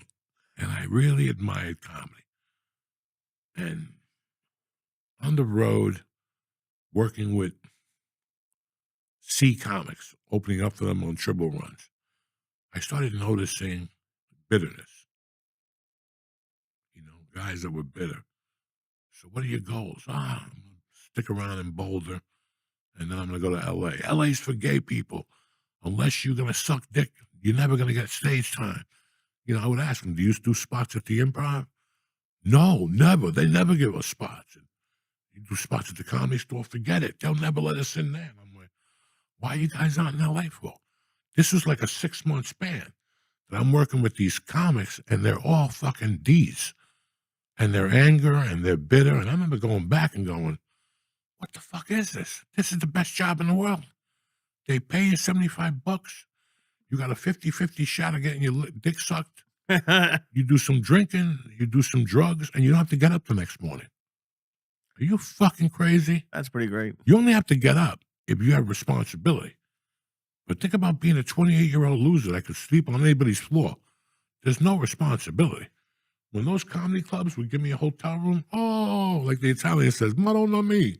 Forget about it. I would fucking, it'd be like that. If they gave me a Motel 6, in my mind, it was the Taj Mahal, guys. Right. So think about when we get a hotel room now with a shower on the balcony, what I feel. You understand? Those rooms grounded me, but I'm getting to, these comics taught me. So, no, I was a little down for a while doing comedy. I was going through a divorce. And then through the fucking grace of God, I met a broad in Michigan, and she had balls, and she made me move to Seattle with her. Whatever happened between us the following years is irrelevant. She made me make the move, okay? And she supported my comedy. As much as she was a dirty whore and all that shit, I still love her. I'm angry at her now because she don't check in enough. And we were always based on checking in. We love each other. I still love her to the grave because she's a good egg. And fine, I got to L.A., and Seattle was great. I met Josh Wolf. It was an open mic level. We were all feature acts, driving. Nobody was cutthroat yet. Right. I slept at your floor. George slept with me. Lee came over. We would go to eat at night after the shows. We would do a show. We take the check, $84 between the four of us. We go to eat. Nobody gets a dime. We're going to eat the $84 and then tip her a nice tip. You know what I'm saying? That's what we did. We were gentlemen. Your friends, not competitors. Nobody was going to say, well, give me my 20. I want to eat. It ain't that type of party. You either eat or take your 24 fucking dollars. Okay? What do you want? We're a family, man. Listen, once you move to L.A., all that changes. Mm-hmm. All those people you met along the way, now it changes. Now the dynamic changes. You're not the kid at that fucking open mic no more. You're in it for the real fucking money now. And relationships get severed. And I'm very happy that when I got to the store, again, I learned how to read people at my mother's funeral. Mm-hmm. And I just got better at it over the years. When I got to the store, something happened like the first month that I was like, wow, it's that type of party. Okay? And I've been through every party. You know what I'm saying? Like when you've been through every party and this motherfucker pulls this party. So I had a friend called Lionel from Seattle, one of the baddest white motherfuckers I've ever met in my life, beside Pete Rose, all the great white ones, the white dude from New England. Brady, this dude was solid. Musician, but my dog in Seattle. Anybody ever asked me about him, I'd say, give him whatever the fuck he wants. He was a heart of gold, like George. There's different type of people. He was long hair, Langley, would fight you at a drop of a dime, and he was the cook at the comedy club, and he lived in a warehouse. Well, I told you, the windows were broken. You'd wake up at 4 in the morning, there'd be 3 black guys smoking crack. Oh, but this guy brought excitement to your life. Right. When you thought you were like most people, every night he went home to something different. It was like your uncle. He went home to something different. Once he went to that basement and locked that door and put the TV on, it could be 1 in the morning. God knows who's going to knock on that door. And let me tell you something to the common person that turned home. Well, that won't work in my life because I work. These people weren't thinking about work. These people went to work when it was proper for them. Like, I don't know how many times I bump into people like, I got to work tomorrow. I haven't been there for 4 days. Haven't been there for 4 days. You know what I'm saying? It was a different time then. Yeah. I haven't been there for 4 days. So comedy was like, when I went to L.A., listen, I got blessed. I hate that word. But God is always, he took my parents, but he's always given me a little bit of leniency. And my brother George knows he gave me Ralphie, man. He gave me Joe Rogan. He gave me Josh Wolf. He gave me Dukerman, the guy from the Comedy Store, and he gave me the Comedy Store in Mitzi Shore. If you can't do something with that, and the guy who made me go to L.A. was a guy by the name of Doug Stanhope. And when it comes pound for pound, you know, he might be drunk right now, but I'll put him up against anybody. You know, and I put him up. But And he's I a love funny him. motherfucker. I don't pray for a lot of people. I pray for Doug because he's the last of the real deal. Everybody else is faking the funk. Right. And it's really weird. I was surrounded with these people, so I had to learn something and grasp something. But I used my criminality growing up in that criminal mentality to push me. And that's how I felt I could deal with comedians. I could pull them aside and go, listen, this is what happened. I think after a month or 2 hours in, I went down there because Lionel was coming to town from Seattle. And he said, get the package ready. So I didn't have any money. I went and sprung $100. And in those days, Chewy, God bless his soul, would give me 620s for 100. So I bought all 620s. I'm sitting there, and at the Comedy Store, you could drink for free. You give the bartender a bump, and they'll let you drink for free. This is back in 97. Yeah, 97. And Can't imagine doing drugs with someone named Lionel. Canada Dry Ginger Ale, the best. And I've been loyal since 1967, okay? This is what I ordered with fucking Chicken Delight when I was a kid then. I'm not going to lie to you. I got off the ginger ale wagon, and I went over to Tahitian Treat for a while. All of you motherfuckers don't even know what Tahitian Treat is. But always my heart's with Canada Dry Ginger Ale. A lot of people think I'm a Coke guy. That's second. My heart's with ginger ale on some fucking ice cubes. Oh, yeah. With, listen to this, guys, the fucking, anyway, we're not going to get into that. So I had this cocaine, and it was 10 o'clock at night, and I'd already done 2 packages on my own. And my girlfriend at the time was a little strict about cocaine, but I was always saved one because she liked when I put on her monkey, and then she ate my ball sack. It was a tremendous. Whenever you gave a Coke, she'd go right for the ball sack. I loved all that shit. Tremendous. Sounds like a ghost. She's great. I miss her. So a guy came up to me that I knew from the comedy scene. I didn't know him long, but I knew him long enough, you know? He knew people I knew and was starting to talk. And I go, you want to do a... He goes, man, I'm tired. I don't know. You want to do a blast? He goes, you got one? I go, yeah. Come on. I give him 2 blasts. And he goes, man, that's the first time I've done that in a while. That shit is good. I go, listen, I got 3 packages. Take one. And we're good. I gave him a package. About 3 weeks later, there's a meeting. And he's at that meeting. But in retrospect, there's a dear friend of mine at that meeting. He doesn't know that we know each other. And the agent suggests, have you seen the comedian Joey Diaz? The kid I gave the 2 bumps to and the 20 yelled, that coke fiend, I wouldn't let him on this project. He got back to me that night. That's how quick it got back to you? Because I knew the guy. Right. I knew the guy, and he goes, Coco, listen what's going on. And I never really said nothing to him because I learned a lesson. The lesson is, don't trust none of these motherfuckers. Okay? And I have dear friends that are comedians, but I got them from trust and being in the trenches with them or whatever. I don't, un tremendo peo, compadre. That's a tremendous fucking, oh my God. I had some chicken salad with cranberries in it on multi-grain bread. That is tremendous. And some Yoplait yogurt. Forget about it. Can you smell the cranberries? Huh? You can smell the cranberries? It's a cranberry mix. It's not nice. Thanksgiving. It's like the day afterward. You know what I'm saying? But I learned something. I learned that people, and a couple things happened. Like comics died, and within 10 minutes, comics were calling them for the booking. You know, just a lot of creepy things you hear over the years. And you learn that by 2000, I learned that it's an occupation that people will sell your soul and attack you. And it's crazy, guys. It really is crazy. And I've always been very proud to be a comic. I've held the comic flag a lot differently than a lot of people.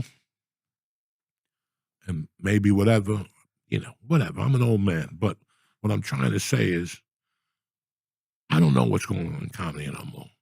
I just know that it's like East Coast rap, East Coast, West Coast. Right. In the 90s. Everybody's attacking everybody, and I don't know. I don't have any opinion. You know, it's about the Riyadh Comedy Festival. Listen, what the fuck? You give me $2 million. You think I want to sit here with you guys? God knows what I would have done. But nobody gets put in that position, until they get put in that position. For people to speak out, I don't know. I don't even want to get involved in this, but what's going on with stand-up comedy is not me at all. I've kept my mouth shut. But it's interesting to see what I saw, what you guys never saw over the years. Because this is the only thing I was trying to tell you guys. Over the last 15 years, I've had people come up to me and ask me about different comedians, And you have to sit there, whether you agree with them or not, and go, good guy, I really like him, In the meantime, what you want to say is the guy's a fucking douchebag. He called an agent on me one time and, whatever. But you don't, because you're a gentleman and you don't want to go into that realm. That's how I was raised. Right. But no one does that anymore. But no, they were doing it for a while. And now, I don't know what's going on now. But, you have to be aware of your surroundings. And what I was trying to say to you guys is this. It used to hurt me when I would say that to people. You know that, right? And you say what? Good guy? Yeah, Lee's a good dude. Even though I just left the comedy club and you did something really bad there 2 weeks ago. Even though you tell people you're a Christian. Right. I'm in Toledo, Ohio. I went to Toledo, Ohio as Joey Diaz. You're just a regular at the store. You went up acting up there like fucking Johnny Bananas. And they told you to knock it the fuck off, because that's what happens to a lot of comics. And there's other, ego, because ego is a motherfucker, guys.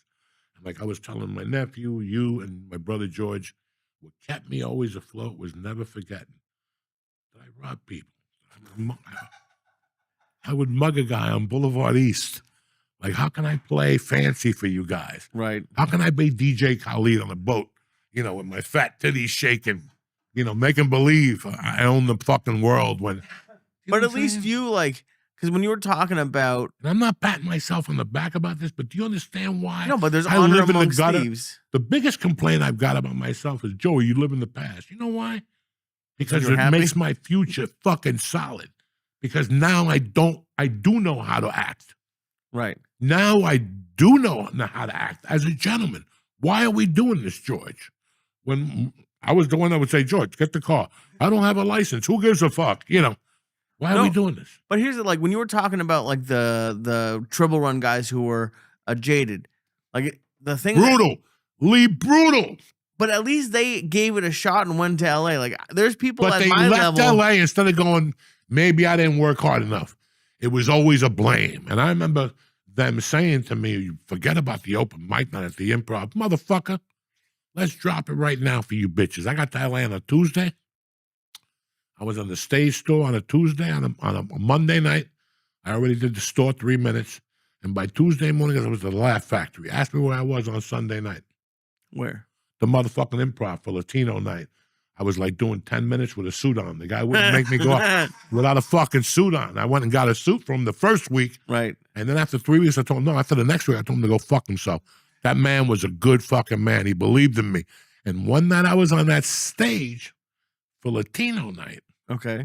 I don't know if you ever been to you've been on the stage at the Improv in L.A.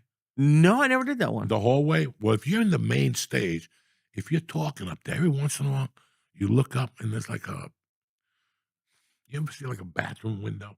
Okay. Those little ones that you slide when you open to take a shit. Right. That's when you take a shit, when they have a window.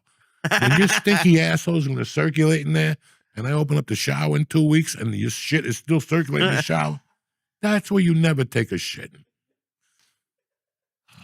These you fucking young kids. Anyway, what we saying? So you're on stage at the Improv. I'm on stage at the Improv, and you notice that little window.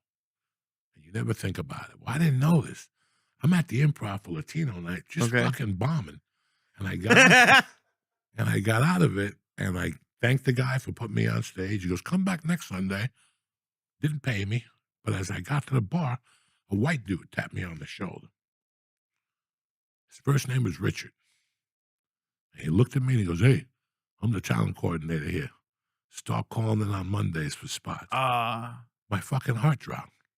This motherfucker on the road told me I would never get any love in there on a Sunday night. And here I am on a Sunday night. Not only that, so do you understand when I broke all that shit, I was ready to go. This is just bullshit. This is like, hey, Nick, so you join the Navy? Yeah, I'm joining. I'm going to be first class Navy SEAL. Oh, me and Lee did it. You think he can do it? He's a fucking pussy. Yeah, he'll never do it. Oh, wait till you get to the rail of death. And they drop you off a helicopter. And you're like looking at this guy going, I grew up with this guy. He couldn't even figure out a paper route. You know what I'm saying? But he's lying to you. Like, wait, you know those guys all the time? Like, I'm in law school now. What year?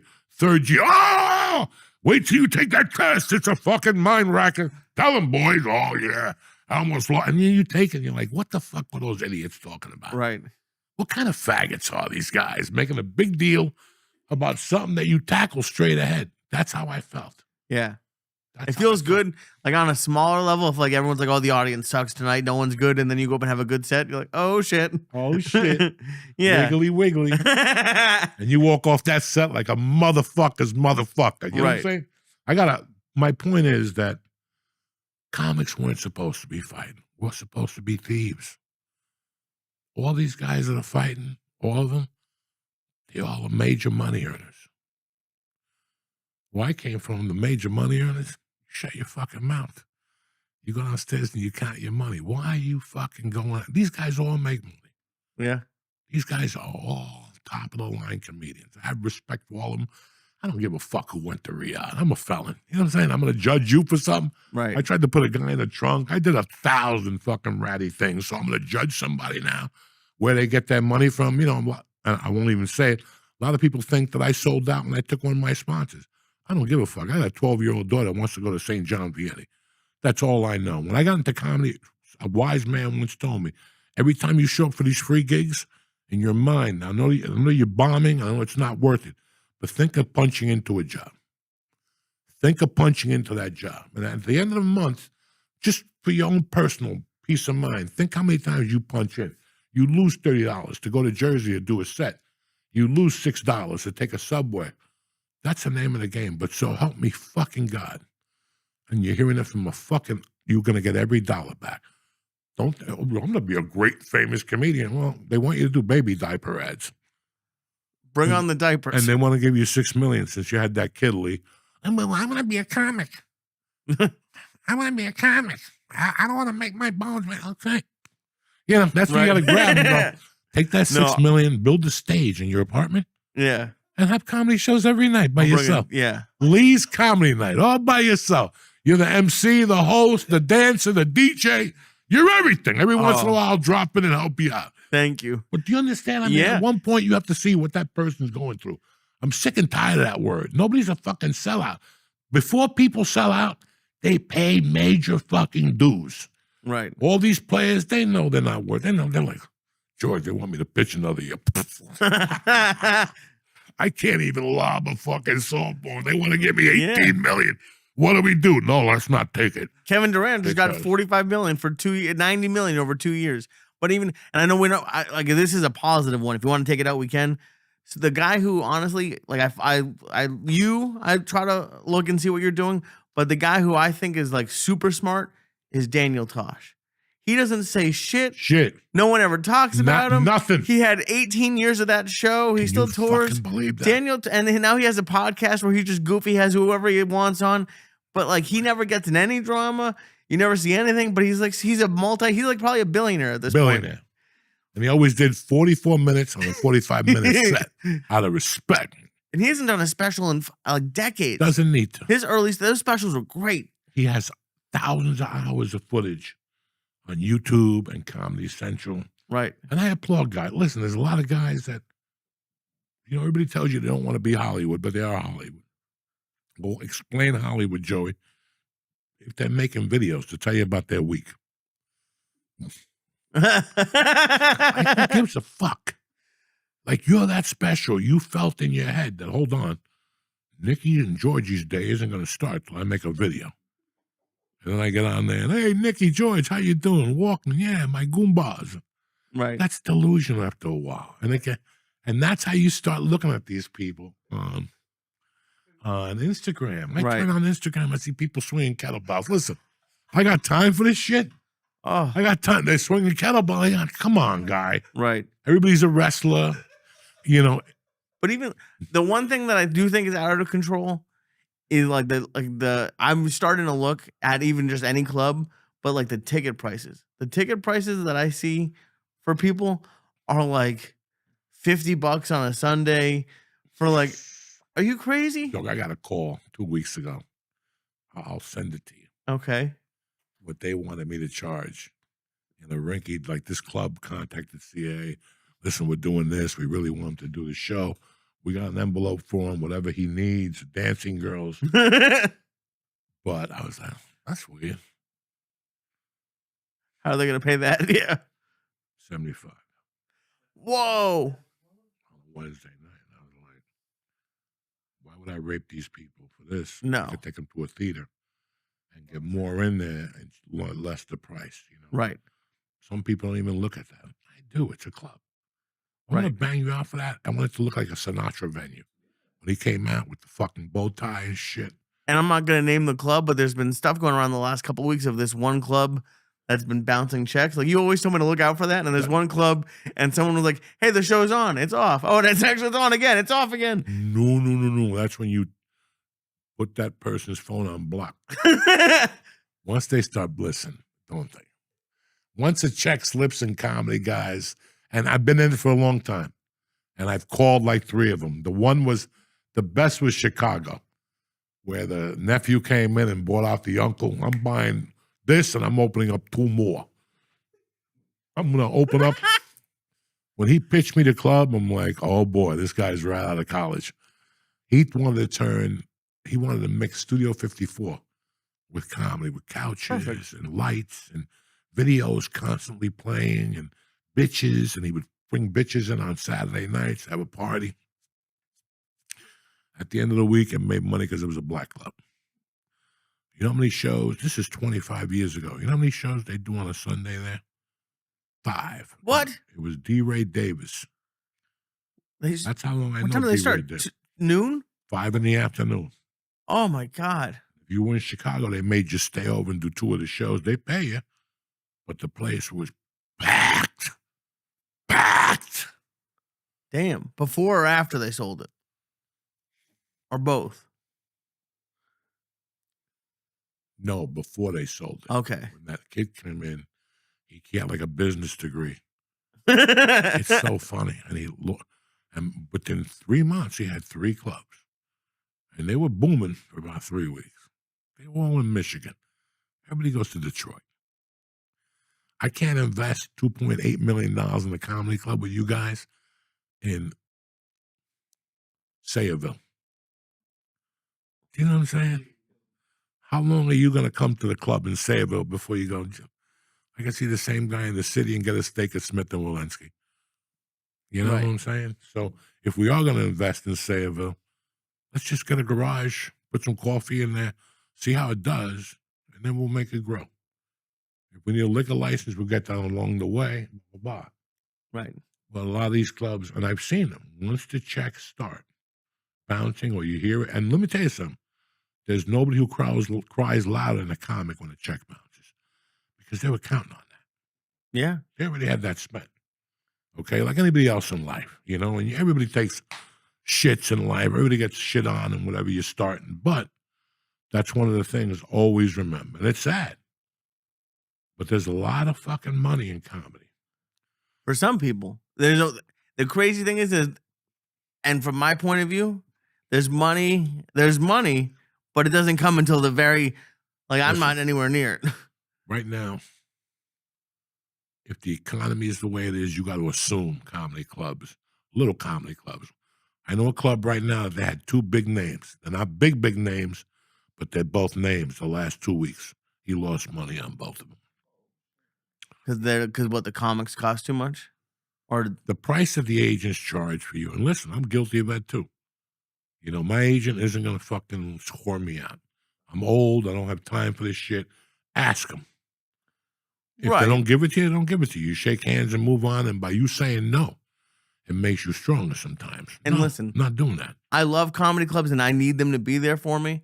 First of all, between ticket sales, food, and drinks, I don't know if I necessarily believe that they're not breaking even. But even if, let's say, they do lose money, they're making a ton of money when the week before they give me $75 a set and then they have 80 people in there buying 2 drinks. So they like, whenever I see a comedy club fail, I'm like, how does that even, like, how do you really fail? Somebody's stealing. Yeah. Somebody mismanaged the bar. They didn't fucking, John Toffer never went in there. You know? What's that guy's name? Yeah, John Bar. Taffer, something like that. Yeah. And that's what the problem. Everybody has a business degree. Everybody read a book. Everybody knows this. My uncle's a chef.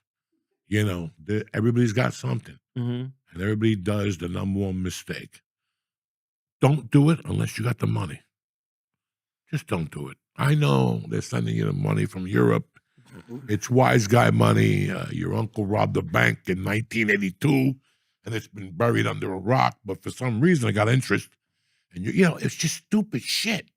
Right. And that's what you see happen. Somebody had a dream, and somewhere along the line, they just, I hate when people call me for a movie, and they're going to pay you $100, and they tell you it's my story. I optioned my own book. And you're like, why are we doing this? You want me to jump out of a window for $100 and get glass on me? Would you do that? Yeah, I would. No, you're wrong. Right. I went to acting school. I don't consider it much, but Jesus Christ, you're not going to give me this money for this. You got to pay me scale and plus. I see who's on the cast. It's just common fucking knowledge. Don't drag me into your darkness. Right. If I earn, you earn. So this is how I like comedy clubs. Let's do this. Lee, I'm bringing you in for 4 shows. Lee, we used to do 6 fucking shows here 5 years ago. I know. We're down to 4 shows, maybe. Yeah, I know. Maybe, okay? Usually 2, so 3. what I'm going to do is this. I like you. I'm going to give you 100 a set. Right. If we sell out, I'll give you a little taste. If I get these 30 a night, the comedy club has lost the late night crowd since the pandemic. Mm-hmm. People complain about diners and restaurants and this and that. Guess what else lost it? 9 o'clock comedy shows. That's over with. Your comedy show has to be 7:30. That's it. People want to go home, Jack. And guess what? Me too. I don't blame them. I'm not mad at people. For years, remember New Year's, Lee? Tell these fucking animals. Did I ever do New Year's countdown? I used to give away money. 7:30 or 8 o'clock. Your whole sales pitch, 7:30. we'd be home by 10 o'clock. 10. Come on, you remember that? 7:30 at the Ice House with that dude you guys met. 7:30, New Year's. He'd go, why? Don't you want to do 10:30? Not if you paid me. What do you want? What am I going to make different for you? What am I? Dick Clark? I'm going to go up there. 10, 9. With this? Listen, go home. I'm getting you jazzed up so you have if you're a man, this is a perfect idea. Well, it's a 7:30 show. Where are we going to go, honey? The fuck? It's the new year. You're going to drag me out to be rubbing shoulders with foreigners and ice and fuck that. Take me home. Let's get a gram of J.O. Let's get a gram of pink cocaine. Let's get everything. Yeah, and have a party at home. Yeah, have a party at home. Yeah. But if I'm going to keep you out till 1, now she's tired. I'm so tired. The drinks I had at the bar, sitting there, it was warm in there. Nah. I'm not letting you get to that part, bitches.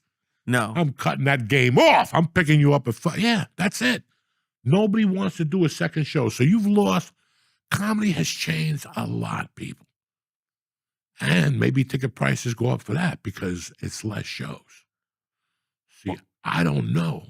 Well, yeah, but even then, even for one-nighters, I've seen people charge $40 or $50 a ticket. But it sucks. I'm so in next month, I'm gonna be in Boston with Josh Wolf, but we're doing Thursday, Friday. I haven't done a Thursday, Friday, Saturday in in a year. It's usually Friday. It's been a lot of Friday, Saturdays, and honestly, it's been a lot of one show Friday to Saturday. And I know for a fact that the clubs got lazy and don't want to take a chance because you and I have discovered something. If you're not doing Thursday night, you got no momentum for the weekend. Right. In the car business, they say down payment is where I get you, George. George, I know you can make more than $250. Come on. How much can you get me by 3 o'clock this afternoon? Well, if I call my grandmother, I may be able to get another $250. There's always more money. Right. Okay, and that's why Thursday nights is just the smartest move in comedy. Because if I get 100 tickets, I give away 150. Nobody needs to know. Not even the comic. Right. Pay him for the 150. But even then, honestly, as a comic, I would either much rather make the same amount of money and have the place full, or instead of having the $30 ticket and having 30 people there, have a $10, $15 ticket and have 80 people. I would let's much get to rather. Something. Let's get to something right now. Do you want the audience that drops their pants? What did I learn at the Brea Improv? I raised my ticket price, and also I started telling the tickets. And in today's market, let me tell you something. Put your tickets low. Watch how people stay away for a few weeks. They think it's a fucking scam because they're so used to paying.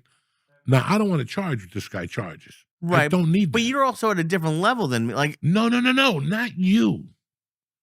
I'm even talking when I go out. okay. People say to me, you're not doing your prices.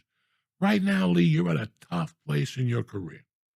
You're at a tough place. Now, I told you a couple of weeks ago, you need to get into the commercial business. Mm-hmm. It's time to get an acting agent because comedy is too hard to go through the front door. So you're going to give it a shot what I told you. You got to go through the back door. God forbid you book a movie with Leonardo DiCaprio. God knows. You never know. Who knows? Who the fuck knows? I was walking through a hallway. I just bombed an audition, and I saw a fucking thing for basketball. And the lady goes, no, I didn't even see it. I was walking by. She goes, are you here for the audition? I'm from North Bergen. I'll do whatever you need at this point. Absolutely. I got $3 in my pocket, and I owe $100,000. What do you need for me to do? She gave me sides. I read them. I went in. Next thing you know, I'm fucking on a set with the dudes who created South Park. I didn't even know what South Park was. Right. Okay? I didn't have no idea. I'll never forget. I was living in a hotel room from where I ended up living with my wife in Hollywood for 9 years. It was across from that place. We discussed it. Mm-hmm. And it was a nasty hotel. You could only live in there for 3 weeks at a shot. And I was on the second floor one day, just in the room, like 2 PM, smoking a cigarette. And they're like, "Does Joey Diaz here?" And I kept hearing, "Joey, that's me." And it was like the Rocky apartment. Like, is there a Joey Diaz in the building? The phone was in the hallway. And I came downstairs. It was I came downstairs. It was my manager, Joey. You got the movie. What movie? What are you talking about? Yeah, you got the movie Basketball. Fantastic. I'm paying $39 to live in this place. And I could only pay 3 nights at a shot. The fourth night was always, maybe I could go to the store and rob a cell phone or something like that. Seriously, this is honesty talking to you, right? guys. And I walk down those stairs, pick up that phone. And Ken Phillips, God bless his soul, says, "You got the movie." He goes, "You need to join SAG. It's $2,500. I'm paying $39 a night for a hotel room." He goes, "But they're paying you $5,500 a week for 3 weeks." That's amazing. Hold on 1 second. I'm banging my head on the phone. What did you just say? What did you just fucking say? 5,500. So I'm shooting every day. I don't know, Joey. Just wait till they get you there. I'm hanging up that phone and just going up to the room and going. So you never fucking know. Yeah. And it's okay. You never fucking know right now. And once people saw me in that, nobody really talked to me, but 3 or 4 people talked. And you need 3 before you get 300. Mm-hmm. And it's nice because I've been in New York for a year, and I'm finally starting. There's a few people who are like popping up who are finally in my corner. Like there's this one guy who's a sweetheart. He used to be a manager at Rodney's. Just got hired as a manager at a club that is like my dream club to be in this year. Which one? A New York comedy club. He used to run Williamsburg. Like I'm doing St. Mark's with him on Thursday. And that's what happens. Yeah, he's a sweetheart. Now you're gonna meet people Mm-hmm. that were kind of starting out. You were gentle to them, and every time they grow, you grow a notch. And that's gonna be forever now, because that guy's gonna leave that club and take over a film production company. And some days on the court and go, "Lee, I might have a role for you as a plumber." He writes movies, actually. So Speaking who the of fuck him, you think you're dealing with? oh yeah, Joey Mike's Bananas? a fucking These killer. motherfuckers don't know that, man. It's a weird world, but it all starts on that fucking stage. Mm-hmm. Don't ever go crazy on me. It all starts on that stage. I don't want people putting words in my mouth. It all starts on that stage. Right. I need to get you in a club to grill it out 7 nights a week at 11:15 at night. I'd love it. I don't want you there at 9. I don't want you there at 10. You have to start earning to move forward. Okay? And that's going to teach you how to grind. When you sit there and watch the two comics before you. One of them eats shit, and the other guy don't even have a fucking clue. And now before he goes off the stage and brings you up, 8 people get up and walk out. That's what you need to learn. What do you mean before you get up? As you're walking on stage, they're fucking. As you're walking on stage, they're pushing you over to get off. That teaches Let me the fuck out. Yeah. That teaches you balance, because right away I don't want you to go on stage and go, oh, they hate Jews. Something like that. Right. That's the education now for you. Yeah. 2 or 3 years of that grinding shit where fucking somebody comes in like, I'll find out what time you go up. And I know you have a set after that. And I'll come in right when you're going up and do a guest spot and do 35 minutes to keep you in the back sweating up a storm. I got a spot up on that. Fuck you. You're losing this 15 and the 15 you were making at that club. Why? Because Big Daddy Kane came to rumble your world. Because I need to rumble his world. He don't get his world. None of these young comics get their world rumbled. Yes, we do. And it's a pleasure to do it, and they grow more than anything. It's not about you. It's about them. You got to put them in a bad fucking position. How do you eat? When you ate pussy, anybody there coaching you? Never. No, she put that monkey in your face and straddled you, and that clit's right there like a piece of wonton. You could either bite it straight ahead, or you could go sideways and wear a neck brace like a Jew in heat for a month. You know what I'm saying? So you're there, not me. Right. You're there, not me. You're not going to learn by going up at 9:30 in front of the prime audience. Hey, it's late. No, you're going to learn by fucking going up on stage and you see a guy under the table working his own nutsack and you're like, and you got to keep your composure.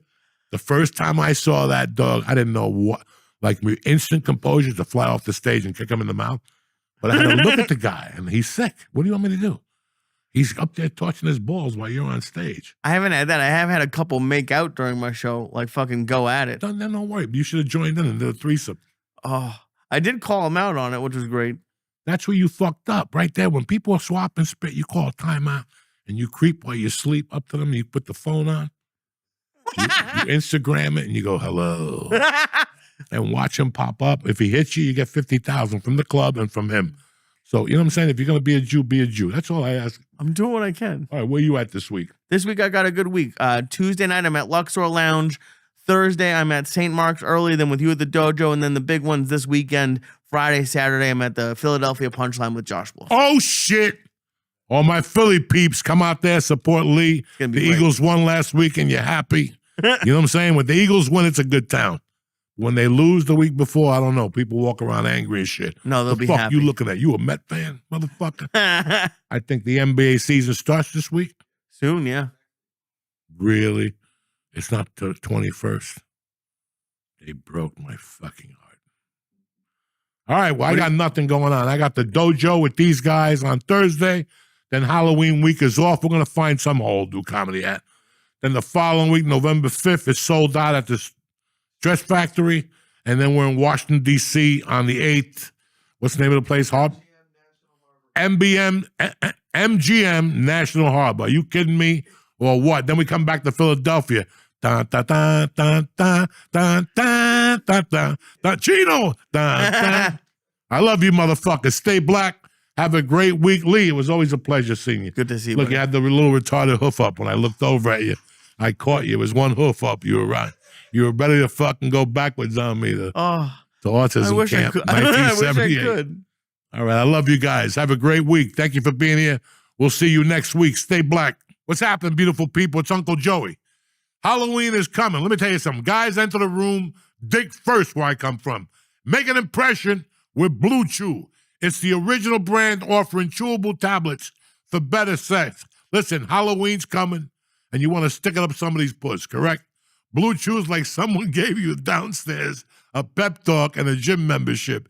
It gets your shit tip-top magoo. Guys, this ain't just about performance.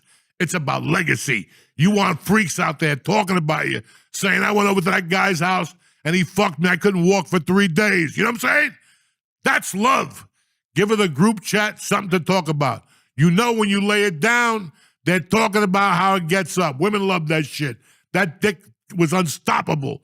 That's what women want to say. They don't want to be loved. They don't want roses. They want dick. And Blue Chew's here to help you. Nothing makes you more of a legend than a little Blue Chew.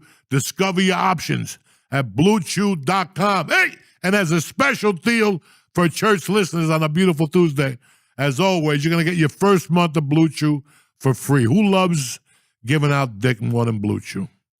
Your first month for free. That means you'll be fucking somebody dressed up as Barbie in an alleyway for Thanksgiving. You know what I'm saying? You're going to get Blue Chew for free. Just use promo code Joey at checkout. Joey. And pay $5 for shipping. That's it.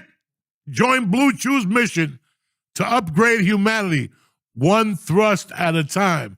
Head to BlueChew.com for details and safety info. Blue Chew, I love you. Thank you for sponsoring the show.